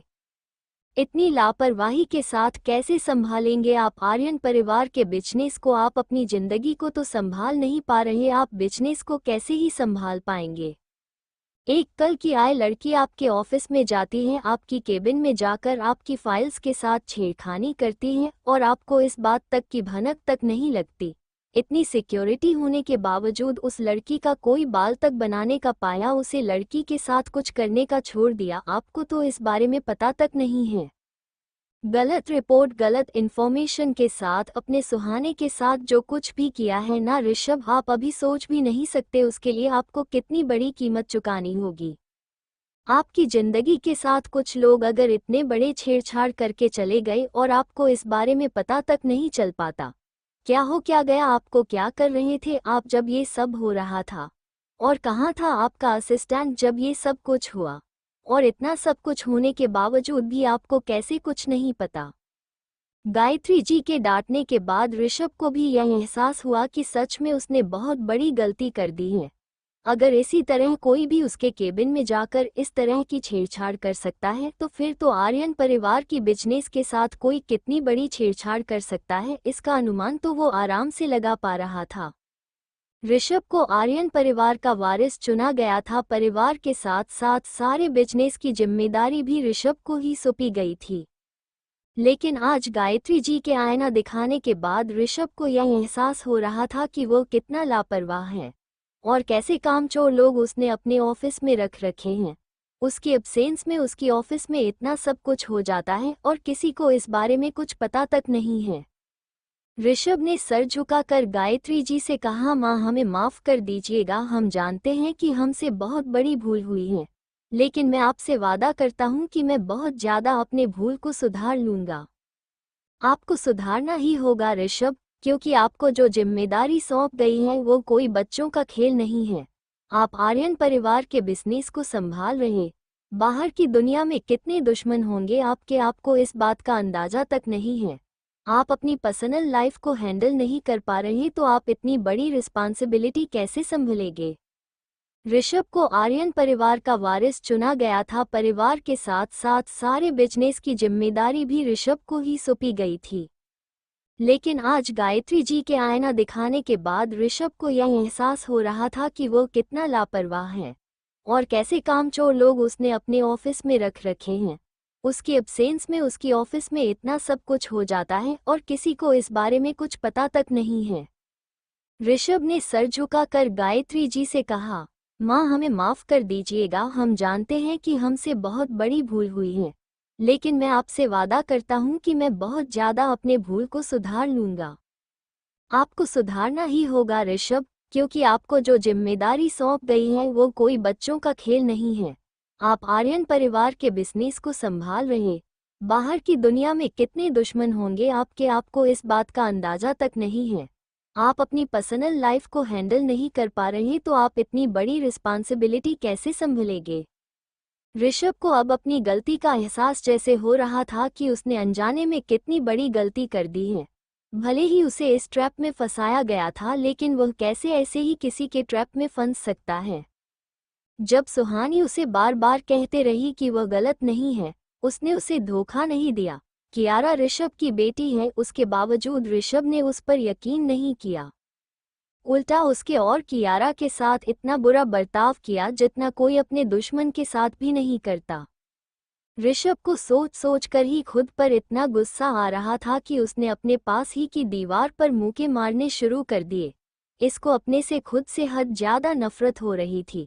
जिस सुहानी से वह अपनी जान से भी ज्यादा प्यार करने लगा था, उसे उसने बस कुछ गलतफहमी के चलते अपनी जिंदगी से दूर कर दिया था। जितना बुरा बर्ताव ऋषभ ने सुहानी के साथ किया था, ये सोच सोच कर ही ऋषभ की हालत खराब हो रही थी कि इस वक्त सुहानी पर क्या बीती होगा, जबकि उसे बेचारी की तो कोई गलती भी नहीं थी।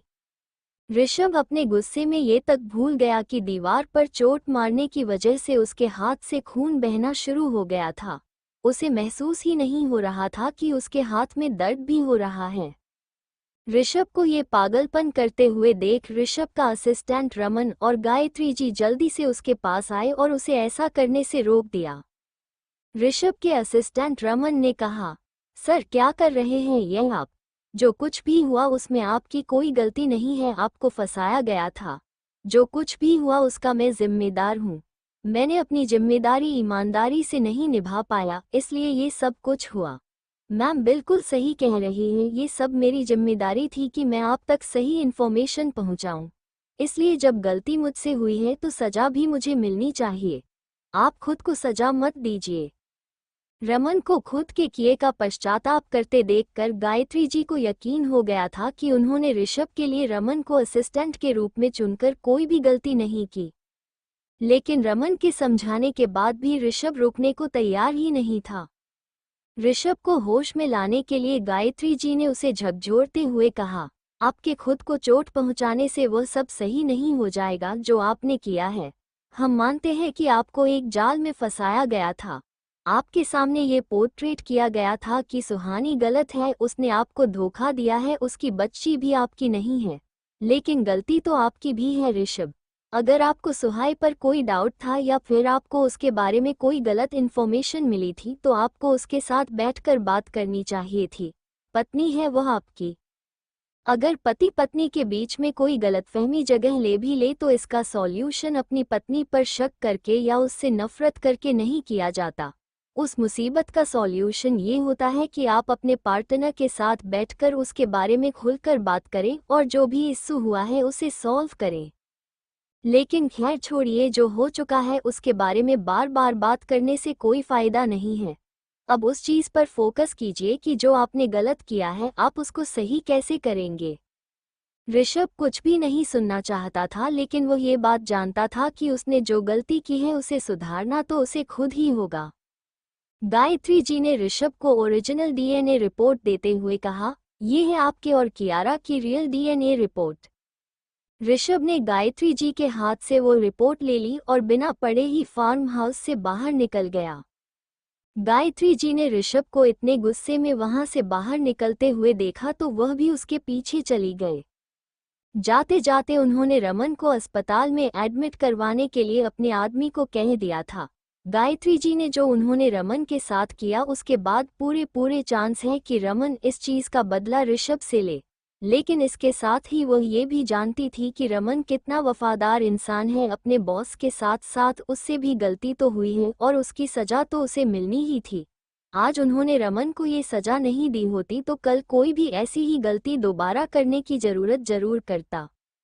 गायत्री जी ने अब तक अपनी कंपनी के एक्स्ट्रा बिजनेस अफेयर्स को संभाला था, इसलिए इंसान की परख करना वह अच्छे से जानती थी। रमन को इतना टॉर्चर करने के बाद भी अपने बॉस की फिक्र करते हुए देख वह ये बात तो समझ चुकी थी कि चाहे कुछ भी हो जाए रमन अपने बॉस को कभी भी धोखा नहीं देगा। रमन की फिक्र में उन्हें पछतावा नजर आ रहा था, ना कि कोई चाल। इसलिए उन्होंने रमन को अस्पताल में एडमिट करवाने के लिए कहा। लेकिन इसके साथ ही यह भी सच है कि गायत्री जी कभी भी अपने दुश्मनों को माफ नहीं करती थी। उन्होंने उसे लड़के और रमन को तो हॉस्पिटल में एडमिट करवा दिया था, लेकिन विक्रम को अभी भी अपनी ही खेद में रखा था। क्योंकि विक्रम ने सोनाक्षी के साथ मिलकर जो कुछ भी किया था उसकी सजा विक्रम को मिलनी अभी बाकी थी, और वह चाहती थी कि विक्रम को सजा खुद ऋषभ अपने हाथों से दे ताकि इन फ्यूचर कोई भी ऋषभ को धोखा देने से पहले कम से कम 100 बार सोच। ऋषभ जिस कार में आया था उसको खुद ड्राइव करते हुए वहां से निकल चुका था। ऋषभ के जाने के बाद गायत्री जी को आता हुआ देखकर वो खड़े बॉडीगार्ड उनके लिए दूसरी गाड़ी लेकर आ गए। गायत्री जी यह बात अच्छे से जानती थी कि इस वक्त उनका बेटा कहाँ गया होगा, इसलिए उन्होंने ड्राइवर को गाड़ी आर्यन पैलेस की ओर ले जाने के लिए कहा। जैसा कि गायत्री जी ने सोचा था कि ऋषभ इस वक्त आर्यन पैलेस ही गया था। जब ऋषभ आर्यन पैलेस पहुंचा तो उस वक्त सोनाक्षी सोफे पर बैठकर मैगजीन पढ़ रही थी, या ये कहे कि वो मैगजीन पढ़ने का नाटक कर सिर्फ ऋषभ और गायत्री जी के वापस आने का इंतजार कर रही थी। जब वो दोनों इस तरह से घर से बाहर निकले थे तब सोनाक्षी को अंदाजा तो हो गया था कि कुछ ना कुछ तो गायत्री जी ने बड़ा करने का सोचा होगा। और गायत्री जी क्या करने वाली हैं यही जानने के लिए सोनाक्षी अभी सोफे पर बैठकर उनका इंतजार कर रही थी। ऋषभ ने अपने घर में जब सोनाक्षी को देखा तो उसका खून खौल उठा, उसके हाथों की नसें तंग गई। ऋषभ को घर आया हुआ देखकर सोनाक्षी ने उसकी फिक्र करते हुए कहा, ऋषभ तुम आ गए, तुम गुस्से में लग रहे हो, कुछ हुआ है क्या? तुम्हें पता है मैं कितना डर गई थी जब आंटी तुम्हें इस तरह से अपने साथ लेकर चली गई थी। मैं तुम्हें बात नहीं सकती उस वक्त में मेरी क्या हालत हुई है। तुम्हारे बारे में सोच सोच के मुझे डर लग रहा था कि सुहानी के घर छोड़कर चले जाने की सजा आंटी जी तुम्हें ना दे। सुहानी को तो बस ड्रामा करना होता है, इस घर का अटेंशन पानी होती है, इसलिए वही है हर बार का ड्रामा करती है और बदले में फिर तुम्हारे घर वाले तुम्हें डांटते हैं, तुम्हें सजा देते हैं। मैं तो तंग आ चुकी हूँ सुहानी की रोज रोज के ड्रामा से। इस बार उसे घर वापस आने दो, मैं उसे अच्छी सी डांट लगाऊंगी और इस बार तुम मुझे मत रोकना, ओके? अपनी झूठी फिक्र जताते हुए सोनाक्षी ये देख नहीं पा रही थी कि ऋषभ को उसकी इन हरकतों की वजह से और भी ज्यादा गुस्सा आ रहा है। सोनाक्षी ने अपना नाटक चालू रखते हुए कहा, ऋषभ तुम थक गए होंगे ना, आओ बैठो, मैं तुम्हारे लिए पानी लेकर आते आई हूँ। सोनाक्षी ने जैसे ही ऋषभ का हाथ पकड़कर उसे सोफे पर बैठना चाहा। ऋषभ को सोनाक्षी के छूने से इतनी ज्यादा नफरत हो गई कि उसने झटके से अपना हाथ सोनाक्षी से छुड़वाया। ऋषभ के इस तरह से झटके से हाथ छुड़वाने की वजह से सोनाक्षी खुद को संभाल नहीं पाई और वहीं जाकर फर्श पर गिर गई। ऋषभ ने एक बार भी मुड़कर गिरी हुई सोनाक्षी की तरफ नहीं देखा। ऋषभ ने चिल्लाकर अपने घर की मेड को बुलाया, शांति आंटी कहाँ है, आप जल्दी बाहर आए। शांति आंटी इस घर की पुरानी नौकरी थी और काफी एज्ड भी। ऋषभ जब पैदा भी नहीं हुआ था उस वक्त से शांति आंटी यहाँ पर काम कर रही थी। ऋषभ के एक बार आवाज लगाने पर शांति आंटी उनके सामने आकर खड़ी हो गई। ऋषभ ने अपने आवाज थोड़ी नीचे करते हुए शांति आंटी से कहा, शांति आंटी घर के कुछ नौकरों को लेकर जाइए और इस लड़की का सारा सामान पैक करके लेकर आई। ऋषभ का ऑर्डर मिलते ही शांति आंटी ने अपने साथ कुछ नौकरों को लिया और सोनाक्षी के रूम की तरफ चली गई। लेकिन ऋषभ की बात सुनकर सोनाक्षी जो फर्श पर गिरी हुई थी उसने खुद को संभालते हुए खड़े होकर कहा, ऋषभ ये क्या कर रहे हो, तुम तो मेरा सामान क्यों मंगवा रहे हो? इस बार ऋषभ ने अपनी आवाज फिर से उनसे करते हुए सोनाक्षी को पलटकर जवाब दिया, तुम्हें अपनी बहन के ससुराल में रहते हुए कुछ ज्यादा वक्त नहीं हो गया। अब जब तुम्हारी बहन ही घर छोड़कर जा चुकी है तो फिर तुम्हारा इस घर में क्या काम है? तुम मेरे घर में किस हक से रह रही हो? सोनाक्षी अपनी चाल चलती हुई यह बात तो भूल ही चुकी थी कि इस घर में उसे लेकर आने वाली कोई और नहीं सुहानी है। अपना शातिर दिमाग लगाते हुए सोनाक्षी को यह एहसास नहीं हुआ कि जब वो सुहानी को इस घर से निकलवा देगी तो उसके बाद उसे यहाँ कौन रहने देगा। उसे तो वैसे भी इस घर में कोई खास पसंद करता नहीं था। इस घर के लोगों ने उसे सिर्फ सुहानी की वजह से बर्दाश्त कर रखा था और जब सुहानी इस घर को छोड़कर चली गई है तो ये जाहिर सी बात थी कि इस घर के लोग उसे भी तक के मारकर इस घर से निकाल देंगे। इस बात का एहसास होने में सोनाक्षी ने बहुत देर कर दी थी। सोनाक्षी ने हकलाते हुए सबसे कहा, मैं इस घर में। सोनाक्षी अपनी बात भी नहीं कह पा रही थी क्योंकि उसके पास ऐसा कोई रीजन ही नहीं था जिसे देखकर वो सबसे कह सके कि वो इस घर में रह सकती है। अपनी नफरत के चलते सोनाक्षी ने अपने पैरों पर ही कुल्हाड़ी मार ली थी। सुहानी को इस घर से निकलते निकलते हुए यह बात तो भूल ही चुकी थी कि सुहानी के अलावा उसके पास रहने का कोई और ठिकाना भी नहीं है। वो सुहानी ही थी जो उसे सड़क पर भटकते हुए इस घर में लेकर आई थी। सोनाक्षी के पापा ने तो उसे खुद कब का ही घर से निकाल दिया था। अब अगर उसे आर्य पैलेस में भी नहीं रहने दिया गया तो वह कहाँ जाएगी? यही सोच सोचकर सोनाक्षी की हालत खराब हो रही थी। सोनाक्षी ने हकलाते हुए सबसे कहा, मैं इस घर में। सोनाक्षी अपनी बात भी नहीं कह पा रही थी क्योंकि उसके पास ऐसा कोई रीजन ही नहीं था जिसे देखकर वो सबसे कह सके कि वो इस घर में रह सकती है। अपनी नफरत के चलते सोनाक्षी ने अपने पैरों पर ही कुल्हाड़ी मार ली थी। सुहानी को इस घर से निकालते निकलते हुए यह बात तो भूल ही चुकी थी कि सुहानी के अलावा उसके पास रहने का कोई और ठिकाना भी नहीं है। वो सुहानी ही थी जो उसे सड़क पर भटकते हुए इस घर में लेकर आई थी। सोनाक्षी के पापा ने तो उसे खुद कब का ही घर से निकाल दिया था। अब अगर उसे आर्य पैलेस में भी नहीं रहने दिया गया तो वह कहाँ जाएगी? यही सोच सोच कर सोनाक्षी की हालत खराब हो रही थी। थोड़ी ही देर में शांति आंटी सोनाक्षी का सारा सामान पैक करके नीचे ले आई। ऋषभ ने शांति आंटी को कहा, आंटी इस लड़की के सामान को इस लड़की के साथ घर से बाहर फेंक दीजिए और गार्ड से भी कह दीजिए कि मैं इस लड़की को दोबारा इस घर के अंदर नहीं देखना चाहता, इसलिए भूलकर भी इस लड़की को अंदर ना आने दिया जाए। ऋषभ का ऑर्डर मिलते ही सोनाक्षी ऋषभ के पैरों में आकर गिर पड़ी। वह ऋषभ के पैरों में गिरकर माफी मांगने लगी कि वह उसे घर से बाहर न निकले। उसके पास रहने के लिए कोई और जगह नहीं है, वह अकेली कहाँ जाएगी। लेकिन सोनाक्षी की किसी भी दलील का ऋषभ पर कोई असर नहीं पड़ रहा था। ऋषभ ने शांति आंटी को इशारा किया कि वो सोनाक्षी को उससे दूर करे और इस घर से बाहर फेंक दे। ऋषभ का ऑर्डर मिलते ही शांति आंटी ने गार्ड्स को बुलाया और सोनाक्षी को पकड़कर बाहर ले जाने लगी। शांति आंटी जब सोनाक्षी को घर से बाहर निकाल रही थी उसी वक्त गायत्री जी भी आर्यन पैलेस पहुंच गई। गायत्री जी ने जब सोनाक्षी को घर से बाहर फेंकते हुए देखा तो उन्होंने गार्ड्स को ऐसा करने से रोक दिया। गायत्री जी सोनाक्षी को वापस से घर के अंदर ले आए। ऋषभ ने जब देखा कि गायत्री जी सोनाक्षी को वापस से घर के अंदर लेकर आ रही हैं तो उसने गायत्री जी से कहा, माँ आप ये क्या कर रही हैं? आप जानती हैं ना इसने हमारे साथ क्या क्या किया है? ऋषभ के सवाल सुनकर गायत्री जी ने कहा, हाँ हम अच्छे से जानते हैं कि इसने हमारे घर में क्या क्या किया है, लेकिन इसे इस घर में सुहानी लेकर आई थी और उसने हमसे कहा था कि उसकी एब्सेंस में भी हम इसका ध्यान रखें। गायत्री जी ने अपनी बात आगे रखते हुए कहा, ऋषभ यह मत बोलो कि सोनाक्षी हमारी जिम्मेदारी भी है, हम इसे इस तरह से घर से बाहर नहीं निकाल सकते हैं, लेकिन हम इसे इस घर में वापस लेकर आए हैं, इसका मतलब ये भी यह बिल्कुल भी नहीं है कि इसे इसके किए की सजा नहीं मिलेगी। इसे इसके किए की सजा जरूर मिलेगी और वह भी यहीं रहकर। ऋषभ अपनी माँ की बातों को अच्छे से समझ रहा था कि वो क्या करना चाह रही हैं। ऋषभ ने गायत्री जी से कहा, ठीक है माँ जैसा आप चाहे, आप इसे इस घर से नहीं निकालना चाहती कोई बात नहीं, आपकी बहू ने आपको इसकी जिम्मेदारी सौंपी है और आप उसे निभाना चाहती हैं, मुझे इस बात से कोई एतराज नहीं है, लेकिन ये लड़की मुझे इस घर में नहीं दिखनी चाहिए।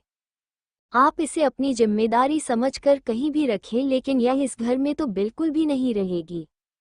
अपनी बात कहकर ऋषभ वहां से अपने कमरे की तरफ चला गया। ऋषभ के जाने के बाद गायत्री जी ने शांति आंटी से कहा, शांति सोनाक्षी का सारा सामान सर्वेंट क्वार्टर में रखवा दो, यह आज से वही रहेगी, और इसे गार्डन का सारा काम भी अच्छे से समझा देना, आज से गार्डन की सारी जिम्मेदारी सोनाक्षी की है। गायत्री जी ने सोनाक्षी की तरफ अपनी उंगली करते हुए कहा, अगर तुम्हें इस घर में रहना है तो हमारे रूल और रेगुलेशन के हिसाब से ही रहना होगा। हम तुम्हें गार्डन की जिम्मेदारी सौंप रहे हैं, उसमें कोई भी गलती मत करना, वरना तुम्हारे लिए अच्छा नहीं होगा। और यह बात तो भूलकर भी मत सोचना कि तुम्हारी बहन ने हमें तुम्हें यहाँ रखने के लिए बोला है तो हम तुम्हें यहाँ रखने के लिए मजबूर हैं। ऐसा कुछ हुआ ही नहीं, सुहानी ने हमें कभी भी नहीं कहा कि हम उसके जाने के बाद भी तुम्हारा ख्याल रखें।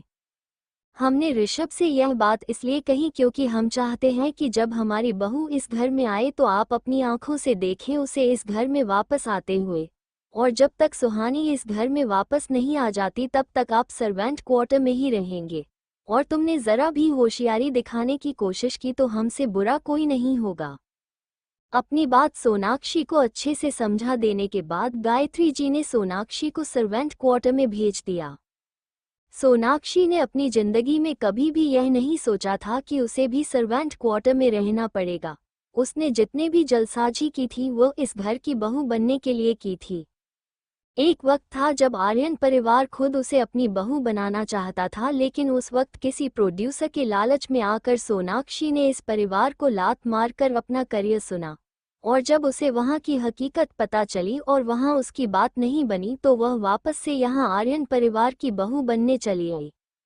और यहाँ आकर जब उसने सुहानी को इस घर में राज करते हुए देखा, तब उसकी मन सुहानी के लिए नफरत से भर उठा और उसने सुहानी को इस घर से धक्के मारकर निकलवाने की योजना बना डाली। सुहानी सोनाक्षी को इस घर में इसलिए लेकर आई थी क्योंकि वो सोनाक्षी के पापा ही थे जो बचपन में सुहानी को अपने घर में लेकर आए थे और उसे अपनी बेटी की तरह पाल पहुँच कर बड़ा किया था। सुहानी चाहती थी कि आज मुसीबत के वक्त में वह अपने पापा की सगी बेटी की मदद करके अपने पापा के एहसानों का एक छोटा सा हिस्सा तो उतार सके।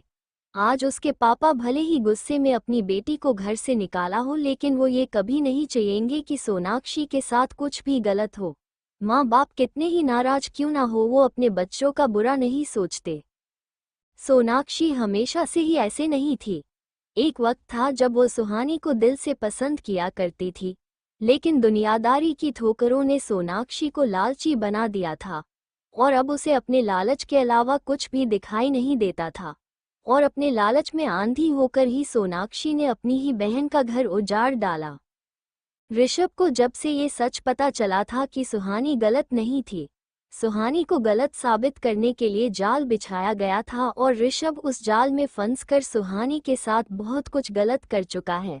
ऋषभ को सब जानकर खुद पर बहुत ज्यादा गुस्सा आ रहा था, लेकिन इस वक्त उसका किसी भी चीज से ज्यादा जरूरी था सुहानी को वापस ढूंढना। ऋषभ ने जल्दी से अपने मैनेजर से कहकर अपने लोगों को सुहानी को खोजने के लिए लगा दिया, लेकिन शाम होते होते भी उन्हें सुहानी के बारे में कुछ भी पता नहीं चला। ऋषभ ने यहाँ से जाने वाली हर बस, ट्रेन, एयरपोर्ट, सब जगह सुहानी को ढूंढ लिया था, लेकिन उसे सुहानी के बारे में कोई भी इन्फॉर्मेशन नहीं मिल पा रही थी। किसी को समझ नहीं आ रहा था कि सुहानी यहाँ से गई तो गई कैसे। उसे यहाँ से जाते हुए किसी ने भी नहीं देखा। सुहानी के बारे में कोई भी इन्फॉर्मेशन न मिलने पर ऋषभ ने अपने आदमियों को शहर की हर टैक्सी, बस सब कुछ फिर खोजने के लिए भेज दिया। ऋषभ के आदमियों में अपनी ओर से पूरी कोशिश कर रहे थे सुहानी को ढूंढने के लिए, लेकिन उन्हें अभी तक सुहानी के यहाँ से जाने का कोई भी प्रूफ नहीं मिला था। किसी को समझ ही नहीं आ रहा था कि वो यहाँ से गई कैसे। ऋषभ ने जल्दी से अपने मैनेजर से कहकर अपने लोगों को सुहानी को खोजने के लिए लगा दिया, लेकिन शाम होते होते भी उन्हें सुहानी के बारे में कुछ भी पता नहीं चला। ऋषभ ने यहाँ से जाने वाली हर बस, ट्रेन, एयरपोर्ट, सब जगह सुहानी को ढूंढ लिया था, लेकिन उसे सुहानी के बारे में कोई भी इन्फॉर्मेशन नहीं मिल पा रही थी। किसी को समझ नहीं आ रहा था कि सुहानी यहाँ से गई तो गई कैसे। उसे यहाँ से जाते हुए किसी ने भी नहीं देखा। सुहानी के बारे में कोई भी इन्फॉर्मेशन न मिलने पर ऋषभ ने अपने आदमियों को शहर की हर टैक्सी, बस सब कुछ फिर खोजने के लिए भेज दिया। ऋषभ के आदमियों में अपनी ओर से पूरी कोशिश कर रहे थे सुहानी को ढूंढने के लिए, लेकिन उन्हें अभी तक सुहानी के यहाँ से जाने का कोई भी प्रूफ नहीं मिला था। किसी को समझ ही नहीं आ रहा था कि वो यहाँ से गई कैसे। सुहानी ने बीच रास्ते में ही अपनी बस बदलकर वहां से रेलवे स्टेशन जाकर दूसरी ट्रेन पकड़ ली और 2 दिन बाद वह बेंगलुरु पहुंच चुकी थी। सुहानी ने जब घर छोड़ा था तब उसने इस बात का पूरा ध्यान रखा था कि उसके बारे में कोई भी ऐसे इन्फॉर्मेशन घर पर ना रहे जिससे कोई भी उस तक पहुंच सके। सुहानी अपना सब कुछ छोड़कर आ गई थी, लेकिन अभी भी उसके सामने ऐसी बहुत सी चुनौतियां थीं जिनका सामना उसे अकेले करना था। सुहानी जब बेंगलुरु पहुंची तो उसे अपने सामने खड़ी हुई उसकी आंटी दिखाई देगी। सुहानी ने यहाँ आने से पहले ही इन्फॉर्म कर दिया था अपनी ट्रेन के टाइमिंग के बारे में। यही वो आंटी थी जिनकी वजह से सुहानी ने दिल्ली ना जाने का फैसला लेकर बेंगलुरु आने का निर्णय किया था। सुहानी इन्हें तब से जानती थी जब से यह बात पता चली थी कि उसकी असली पेरेंट्स कौन हैं। यह आंटी कोई और नहीं, उसके बायोलॉजिकल मदर की सबसे अच्छी दोस्त थी। एक बार एग्जाम के दौरान जब वो सुहानी के कॉलेज आए थे तब उन्होंने सुहानी को देखा था। सुहानी अपनी माँ के बिल्कुल कार्बन कॉपी थी, इसलिए सुहानी को पहचानने में उन्हें ज़्यादा वक्त नहीं लगा। उसके बाद उन्होंने जब सुहानी के बारे में थोड़ी बहुत डिटेल्स निकाली तो उन्हें ये बात अच्छे से पता चल गई कि सुहानी उन्हीं की दोस्त की बेटी है। सालों बाद सुहानी को अपने सामने देखकर वो बहुत ज़्यादा खुश हो गई। उन्होंने जाकर सुहानी को रिसीव किया और उसके बाद उसका सामान लेकर सुहानी के साथ वो अपने घर के लिए निकल गई। सुहानी जब उनके घर पहुंची तब सुहानी को बाहर ही बड़े से नेम प्लेट पर लिखा हुआ देखा, मल्होत्रा सदन। सुहानी ने जब घर की नेम प्लेट पर मल्होत्रा सदन देखा तो उसमें उनसे पूछा, प्रिया आंटी आपका सरनेम तो रॉय है ना, फिर यह मल्होत्रा सदन? सुहानी को ये सवाल करते देख उसकी आंटी उसकी तरफ मुस्कुराई और उसके बाद उन्होंने कहा, तुम अंदर चलो, तुम्हें सब कुछ पता चल जाएगा। प्रिया जी सुहानी और कियारा को लेकर घर के अंदर लेकर चली गई। प्रिया जी के साथ होने की वजह से गार्ड ने उन्हें नहीं रोका। सुहानी जैसे जैसे अंदर की तरफ जा रही थी उसके दिल की धड़कन बढ़ती ही जा रही थी। उसे एक अनजाना डर सताया जा रहा था कि ना जाने अगले ही पल उसके साथ क्या हो जाए। उस घर की सिक्योरिटी बहुत टाइट थी, जगह जगह पर गार्ड पहरा दे रहे थे।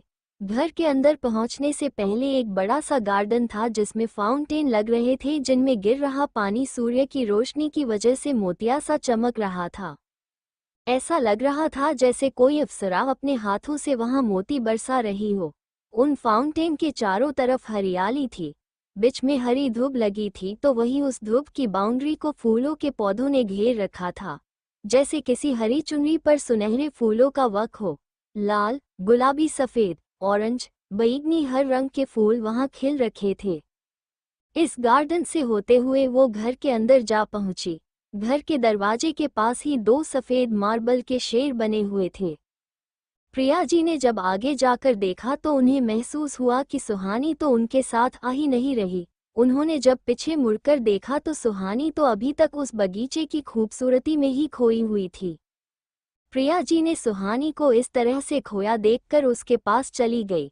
उन्होंने सुहानी के पास जाकर उससे कहा, ये गार्डन तुम्हारी माँ ने अपनी पसंद से सजाया था, तब से लेकर आज तक इसे हमने वैसा ही रखा है। इस घर को हमेशा से इंतजार था तुम्हारी माँ के लौटने का। ये घर चाहता था कि जब तुम्हारी माँ लौटे तो उसे सब कुछ वैसा ही मिले जैसा वो छोड़कर गई थी। वो तो नहीं लौटी, लेकिन आज तुम इस घर में लौट आई हो। उसके बाद प्रिया जी सुहानी का हाथ थामकर उसे आगे ले गई। सुहानी ने जब प्रिया जी के साथ उस घर के अंदर कदम रखने लगी तो प्रिया जी ने उसे वहीं रोक दिया। फिर एक मेड को बुलाकर उन्होंने आरती की थाली मंगवाई और उसकी और कियारा की आरती कर उन्हें घर के अंदर ले आई। सुहानी ने घर के अंदर कदम रखा तो वो उसे देखती ही रह गई। ऐसा नहीं था कि जहां वो पहले आर्यन पैलेस में रहती थी वो कम लग्जरियस था, वो भी बहुत सुंदर पैलेस था और बहुत ही बड़ा भी। लेकिन उस घर को फॉर्मली सजाया गया था क्योंकि वो उन्हें डेकोरेटर से कहकर सजाया था। वहाँ की हर चीज़ एंटीक थी, लेकिन वो इस घर जितना सुंदर नहीं था। यहाँ की हर चीज़ को देखकर ऐसे लगता था जैसे किसी ने बड़े ध्यान से इस घर को अपने प्यार से सजाया हो। सुहानी जब अंदर की तरफ तोड़ी और आगे बढ़ी तो वहाँ हॉल के हर तरफ उसके जैसे दिखने वाली एक लड़की की बहुत सारी पेंटिंग थी, जिसमें वो हर पेंटिंग में एक नए अंदाज में थी। उन पेंटिंग के बीच कुछ तस्वीरें भी थीं जिनमें वो घर के कुछ सदस्यों के साथ थी। एक तस्वीर में वो प्रिया जी के साथ मस्ती कर रही थी। उन तस्वीरों को देखकर सुहानी समझ गई थी कि जरूर ये तस्वीरें उसकी माँ की ही होंगी, क्योंकि उन तस्वीरों में प्रिया जी की उम्र सुहानी के आसपास ही लग रही थी। प्रिया जी ने उन्हें बताया था कि सुहानी बिल्कुल माँ के जैसे दिखती है। जो कुछ भी प्रिया जी ने सुहानी को उसकी माँ के बारे में बताया था वो इन तस्वीरों और पेंटिंग में सुहानी अपनी आंखों के सामने देख पा रही थी। सुहानी उन तस्वीरों में ऐसे खो गई थी जैसे उसकी माँ की जिंदगी उसकी आंखों में सामने चल रही हो। उनका हंसना, गुस्सा होना, प्रिया जी के साथ मस्ती करना और एक तस्वीर में तो उनके माँ की उम्र की एक औरत उनका कान खींच रही थी जिसमें उसने रोनी सी सूरत बना रखी थी। सुहानी जब अंदर की तरफ तोड़ी और आगे बढ़ी तो वहां हॉल के हर तरफ उसके जैसे दिखने वाली एक लड़की की बहुत सारी पेंटिंग थी, जिसमें वो हर पेंटिंग में एक नए अंदाज में थी।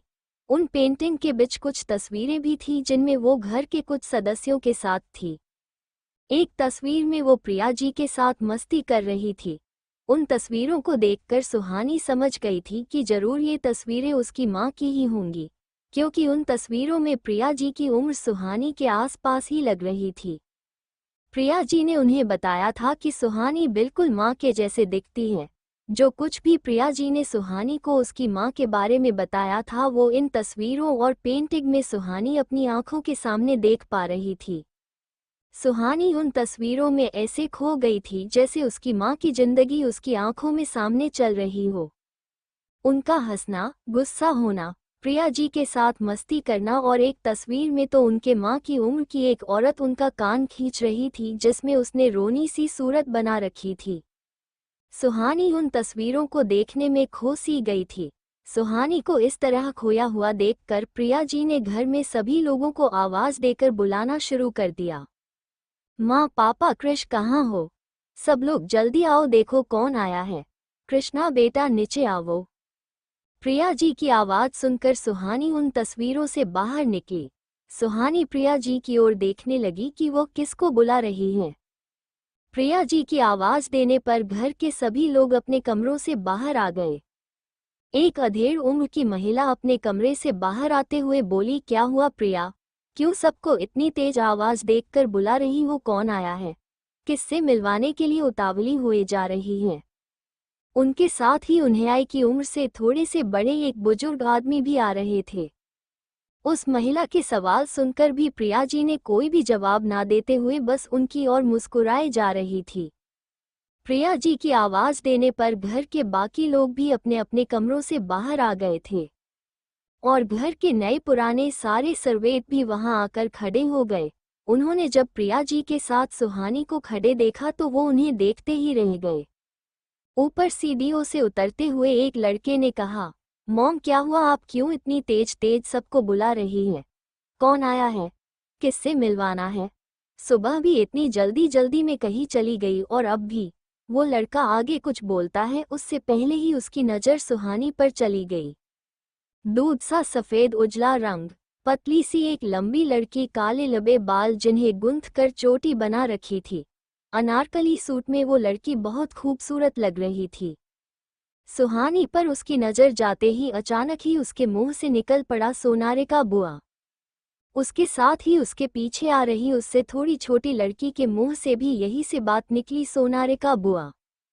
जो महिला अभी प्रिया जी से अपना सवाल पूछ रही थी कि कौन आया है, वो क्यों सबको इतनी तेज तेज चिल्लाकर बुला रही है, उन्होंने जब सुहानी को देखा तो वो अपनी जगह पर ही जम गई। सुहानी को देखकर उन दोनों दंपति के मुंह से एक ही शब्द निकला, सोना। उसके बाद उनके मुंह से कुछ और निकला ही नहीं और उनकी आंखों में आंसुओं की धारा बह निकली। घर के सभी लोग सुहानी को देखकर अपनी जगह ही जम से गए थे और उनमें से किसी से भी अब कुछ भी कहने की हिम्मत नहीं बची थी। इस वक्त जिस गेट से सुहानी और प्रिया जी घर के अंदर आए थे वहां से एक सुहानी के पापा की उम्र के व्यक्ति ने आते हुए कहा, क्या बात है प्रिया, तुमने मुझे इतनी जल्दबाजी में घर क्यों बुलाया है? उस व्यक्ति की आवाज़ सुनकर सुहानी ने पीछे पलट कर देखा तो वह उन्हें नहीं पहचान पाई। उन्हें देखकर सुहानी को सिर्फ वह पेंटिंग नजर आ रही थी जिसमें उसकी माँ एक लड़के को राखी बांध रही थी। उनकी शक्ल उस लड़के से मिल रही थी जिसे देखकर सुहानी ने अंदाजा लगा दिया कि यह उसके भाई माँ के भाई यानी कि उसके मामा हैं। जो व्यक्ति अभी अभी अंदर आए थे उन्होंने जब सुहानी को देखा तो वो उसे देखते ही रह गए। उनके मुंह से भी सुहानी को देखने के बाद एक ही शब्द निकला, वो था सोना। सुहानी को देखने के बाद वो रुके नहीं, उन्होंने जाकर जल्दी से सुहानी को गले लगा लिया। सुहानी को गले लगाने के बाद वो ये बात भूल गए थे कि जो लड़की उनके सामने खड़ी है वो उनकी बहन नहीं बल्कि उनकी भांजी है। उन्होंने सुहानी से अलग होकर पूछा, सोना कहाँ चली गई थी? तुझे पता भी है तेरे जाने के बाद हमने तुझे कितना खोजा लेकिन तू हमें कहीं नहीं मिली। सुहानी चुपचाप सी बस उनकी बातें सुने जा रही थी।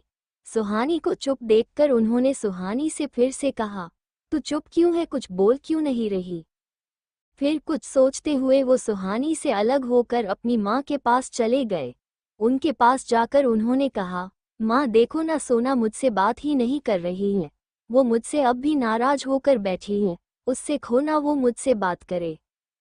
उनकी बात सुनकर भी उनकी माँ ने उन्हें कुछ नहीं कहा। वो बर्फ सी अपनी जगह पर जमी सी रह गई। अपनी माँ को कुछ ना बोलता देख वो अपने पापा के पास चले गए। बाबूजी देखिए ना, आप ही सोना से कहो वो मुझसे बात करे। वो मुझसे बात नहीं कर रही। लेकिन उनकी बात सुनकर भी उनके पापा उनसे कुछ नहीं कहा। उनको चुप देखकर वो प्रिया जी के पास चले गए। उन्होंने प्रिया जी से कहा, प्रिया तुम ही देखो ना, सोना मुझसे अब भी नाराज है। तुम कहो ना उससे अपनी नाराजगी छोड़कर वो अपने दादा से बात करे। प्रिया जी उनका हाथ थामते हुए कहा, वो करेगी आपसे बात, पहले आप शांत तो हो जाइए। हम कहागे उसे आपसे बात करने के लिए, पर पहले आप शांत हो जाइए। प्रिया जी के कहने पर वो शांत हो गए और फिर से सुहानी की ओर देखने लग गए। सुहानी जो कब से उन्हें ही देखे जा रही थी, उन्हें देखकर उन्हें आकाश की याद आ गई। आकाश भी तो सुहानी से इतना ही प्यार करता था। सुहानी के दूर जाने की बात सुनकर वो कितना नाराज हुआ था। अगर शिवांश ने उस वक्त उसे ना रोका होता तो वो ना जाने सुहानी से गुस्से में क्या क्या बोलता। प्रिया जी ने अपने पति का शांत करवाने के बाद सभी को अपने पास बुला लिया और सभी को अपने पास बुलाने के बाद वो सुहानी के पास गई और सबको सुहानी के बारे में बताते हुए कहा, ये सुहानी है, हमारी सोनारिका की बेटी। और यह गुड़िया, उन्होंने कियारा को अपनी गोद में लेते हुए कहा, कियारा हमारी सुहानी की बेटी है, आपकी प्रणातिन माँ। कियारा को प्रिया जी गोद में लेने की वजह से वो नींदों में ही कसमकसाने लगी। उसने नींदों में ही मम्मा मम्मा पुकारना शुरू कर दिया। कियारा को ऐसे परेशान होता देखा सुहानी ने उसे वापस अपनी गोद में लेकर सुलाने लगी। सुहानी की गोद में आते ही कियारा फिर से आराम से सो गई। कियारा नींद में भी अपनी माँ का आंचल पहचानती थी। ये बात सोचकर प्रिया जी काफी खुश हो रही थी। उन दोनों माँ बेटी को देखकर घर में सभी के चेहरों पर मुस्कान आ गई। सुहानी के बारे में सबको बताने के बाद प्रिया जी ने कहा, सुहानी बेटा यह आपकी नानी माँ है सावित्री मल्होत्रा। उन्होंने उन बुजुर्ग महिला की तरफ इशारा करते हुए कहा, और यह आपके नाना जी सुयेश मल्होत्रा। प्रिया जी ने उन बुजुर्ग दंपति को सुहानी से मिलवाते हुए अपनी बात कही। उन दोनों का परिचय जानकर सुहानी ने उन्हें नमस्ते किया और जैसे ही उनके पैर छूने के लिए झुकने लगी, सावित्री जी ने उन्हें बीच में ही रोक दिया क्योंकि कियारा अभी भी सुहानी की गोद में ही थी। उन्होंने सुहानी के सर पर हाथ रख उसे आशीर्वाद दिया। उसके बाद प्रिया जी ने अपने पति की तरफ इशारा करते हुए कहा, यह आपके मामा जी हैं महेश मल्होत्रा। सुहानी उन्हें पहले ही पहचान गई थी। सुहानी ने उन्हें नमस्ते किया तो उन्होंने भी थोड़ा उदास होते हुए सुहानी को अपना आशीर्वाद दे दिया। वो कुछ पल की खुशी में भूल गए थे कि इतनी छोटी उम्र में उनकी बहन कैसे हो सकती है, इसलिए वो सुहानी को अपनी सोना समझ बैठे थे। इसलिए वो थोड़े उदास हो गए थे सुहानी के बारे में जानकर, क्योंकि वो उनकी बहन नहीं भांजी थी। वो तो अपनी बहन का सालों से इंतजार कर रहे थे।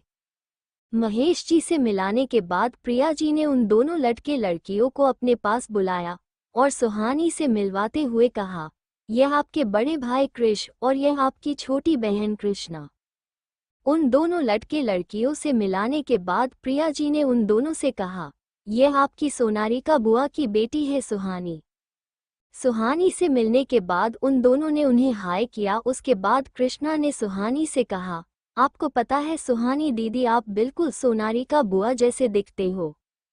सभी से मिलवाने के बाद प्रिया जी ने कहा, सुहानी बेटा आप काफी लंबे सफर से आए हैं, थक गई होंगी, आप आराम कर लीजिए और कियारा को भी सुला दीजिए, हम आपको आपका कमरा दिखा देते हैं। सभी से मिलवाने के बाद प्रिया जी ने कहा, सुहानी बेटा आप काफी लंबे सफर से आए हैं, थक गई होंगी, आप आराम कर लीजिए और कियारा को भी सुला दीजिए, हम आपको आपका कमरा दिखा देते हैं। उसके बाद प्रिया जी ने सुहानी को उसके कमरे में लेकर चली गई। प्रिया जी सुहानी को जिस कमरे में लेकर गई थी, उसे देखकर लग रहा था जैसे उन्होंने उसे अभी तैयार करवाया हो। सारी चीज अपनी जगह पर रखी हुई थी, पूरा कमरा साफ सुथरा था और उसे कमरे को बहुत ही प्यारे तरीके से सजाया गया था। उस कमरे की दीवार पर एक बड़ी सी पेंटिंग लगी हुई थी जिसमें सोनारिका जी मुस्कुरा रही थी। उस पेंटिंग और उस कमरे की सजावट को देखकर सुहानी का दिल कह रहा था कि यह उसकी माँ का ही कमरा है। और यही सच था। प्रिया जी सुहानी को उसकी माँ यानी सोनरिका जी के कमरे में ही लेकर गई थी। प्रिया जी के साथ साथ उनके पूरे परिवार को हमेशा से ही सोनारिका जी के लौटने का इंतजार रहा था, इसलिए उन्होंने उनके कमरे को वैसा का वैसा ही रखा था जैसा वो छोड़कर चली गई थी। इस कमरे की साफ सफाई प्रिया जी खुद रोज अपनी आंखों के सामने करवाती थी। अपनी माँ के कमरे में आने के बाद एक अलग ही अपनापन सुहानी को फील हो रहा था। जिस ममता के लिए सुहानी बचपन से तरस गई थी, उसे वह ममता और प्यार सोनारिका जी के कमरे में आने के बाद में महसूस हो रहा था। उस कमरे में आने के बाद सुहानी कुछ हद तक इमोशनल हो गई थी। सुहानी को इमोशनल होता देख प्रिया जी ने उसे उस कमरे में अपनी माँ की यादों के साथ अकेला छोड़ना ही सही समझा। प्रिया जी समझ रही थी जब सुहानी को अपनी माँ के बारे में पता चला था तब उसे इतना अपना प्यार महसूस नहीं हुआ था। उस वक्त उसने प्रिया जी को ये कहकर उनके साथ आने से मना कर दिया था कि जिस परिवार ने उसे पाल पोष कर बड़ा किया है, अभी उसकी उनके लिए जो जिम्मेदारी है उसे वह पूरी करनी है, इसलिए वह चाहे तो भी अपने माँ के परिवार में नहीं लौट सकती। और आज भी जब सुहानी दिल्ली के लिए निकली थी, उस वक्त किस्मत का कनेक्शन ही कह सकते हैं कि प्रिया जी ने उसे कॉल कर लिया। प्रिया जी ने जब सुहानी को कॉल किया और उससे बात की तो उस वक्त सुहानी पूरी तरह से टूट चुकी थी। किसी अपने का साथ पाकर सुहानी को ऐसा लगा जैसे उसके किसी अपने ने उसके सर पर हाथ रख दिया हो। वो आज भी इस दुनिया में अकेले नहीं है। और उसे अपनेपन में इमोशनल होकर सुहानी ने प्रिया जी को सब कुछ बता दिया। सुहानी के बारे में जानकर प्रिया जी को काफी दुख हुआ था, इसलिए उन्होंने सुहानी को कसम देकर अपने पास बुला लिया।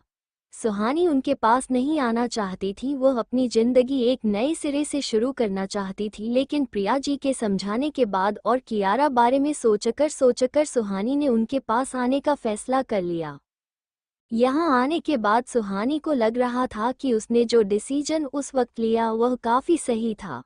अगर आज सुहानी यहाँ नहीं आई होती तो वो कभी जान ही नहीं पाती कि उसका भी एक प्यारा सा परिवार है जो आज तक उसकी माँ की यादों के साथ जीता आया है। सुहानी यह बात नहीं जानती थी कि यह परिवार उसे अपनाएगा या नहीं, लेकिन अपनी माँ के बारे में जानकर सुहानी को बहुत अच्छा लग रहा था। जिस माँ को सुहानी ने ना कभी देखा नहीं, उनके बारे में कभी सुना, उस माँ के बारे में आज जानकर एक अलग ही संतोष प्राप्त हो रहा था। सुहानी मन ही मन भगवान को थैंक्स कह रही थी कि उन्होंने उसे सही वक्त पर यहाँ आने का रास्ता दिखाया। अगर आज वो यहाँ नहीं आती तो कभी भी अपनी माँ के बारे में नहीं जान पाती। सुहानी को अपनी माँ की यादों में खोया देख प्रिया जी सुहानी को आराम करने का बोलकर वहाँ से चली गई। प्रिया जी के जाने के बाद सुहानी ने पहले कियारा को ले जाकर बेड पर आराम से सुलाया।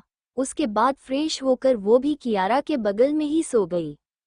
भले ही सुहानी ने कभी भी अपनी माँ को नहीं देखा था, लेकिन अपनी माँ के कमरे में उनके बेड पर सोकर सुहानी को ऐसा लग रहा था जैसे उसे अपनी माँ की गोद मिल गई हो। वो वहाँ चैन से सोना चाहती थी और बेड पर सोते ही उसे गहरी नींद भी आ गई। सुहानी अपने सारी प्रॉब्लम्स को भूलकर चैन की नींद सोई हुई थी। प्रिया जी जब रूम से बाहर आए तब घर पर सभी लोग हाल में उन्हीं का इंतजार कर रहे थे। प्रिया जी ने उनके पास जाकर उन्हें सारे सिचुएशन समझा दी कि कैसे उन्हें सुहानी कुछ साल पहले कॉलेज एग्जाम के दौरान मिली थी। उसे वक्त सुहानी अपने फैमिली को छोड़कर यहाँ नहीं आना चाहती थी, इसलिए उन्होंने उसे फोर्स नहीं किया, लेकिन वह उसकी हर पल की खबर रखते आ रही थी। आज 2 दिन पहले जब उन्हें पता चला कि सुहानी घर छोड़कर जा रही है, तब उन्होंने सुहानी से कांटेक्ट किया और उसे यहाँ आने के लिए मना लिया। पहले तो सुहानी ने बेंगलुरु आने के लिए साफ मना कर दिया था, लेकिन जब प्रिया जी ने उसे अपनी कसम देकर और कियारा का वास्ता देखकर उसे यहाँ बुलाया तो वह खुद को यहाँ आने से रोक नहीं पाई और वह उनके पास यहाँ चली आई। प्रिया जी ने घर पर सभी को ये भी बताया कि उन्होंने अब तक सुहानी के बारे में इसलिए सबको नहीं बताया था क्योंकि वह नहीं चाहती थी कि वह घर में सबको यह उम्मीद दे कि उनकी नातिन सोनारिका की बेटी को वह जानती है और सुहानी यहाँ आने से साफ मना कर दे आई तो जो उन्होंने प्रिया जी को किया था, अगर ऐसा होता तो यहाँ पर सभी का दिल एक बार फिर से दुखता। जैसे पहले सोनारिका के सबको छोड़कर चले जाने पर यह घर दुख में डूब गया था, प्रिया जी नहीं चाहती थी कि एक बार फिर से यह परिवार इस दुख से निकले। इसलिए उन्होंने तय किया था कि जब तक सुहानी यहाँ आने के लिए मान नहीं जाती वो किसी को भी सुहानी के बारे में नहीं बताएंगे। और आज जब सुहानी यहाँ आ गई थी तब उन्होंने सभी को सुहानी से मिलवा दिया था। सुहानी के बारे में सब कुछ जानकर घर पर सभी इमोशनल हो गए थे। उन्हें सुहानी के बारे में जानकर काफी दुख हो रहा था कि कैसे सुहानी ने अब तक इतनी सारी मुश्किलों का अकेले सामना किया है। इस घर की बेटी होने के बाद भी सुहानी को इतनी तकलीफों का सामना करना पड़ा, यही सोचकर उन्हें काफी बुरा लग रहा था। लेकिन उसके बाद उन सभी ने तय किया कि अब वो सुहानी की जिंदगी में कोई भी दुख और तकलीफ नहीं आने देंगे। सुहानी को सबने पूरे दिल से इस घर में अपना लिया था। सभी सुहानी को यहाँ आने के बाद अपना ही लेंगे, यह बात प्रिया जी पहले से जानती थी, लेकिन फिर भी उनके मन में डर था कि कुछ गड़बड़ ना हो, जो अब जाकर उनका डर हुआ था। अब जाकर उन्हें शांति मिली थी कि फाइनली वो अपनी सोना की बेटी को इस घर में ले आई थी।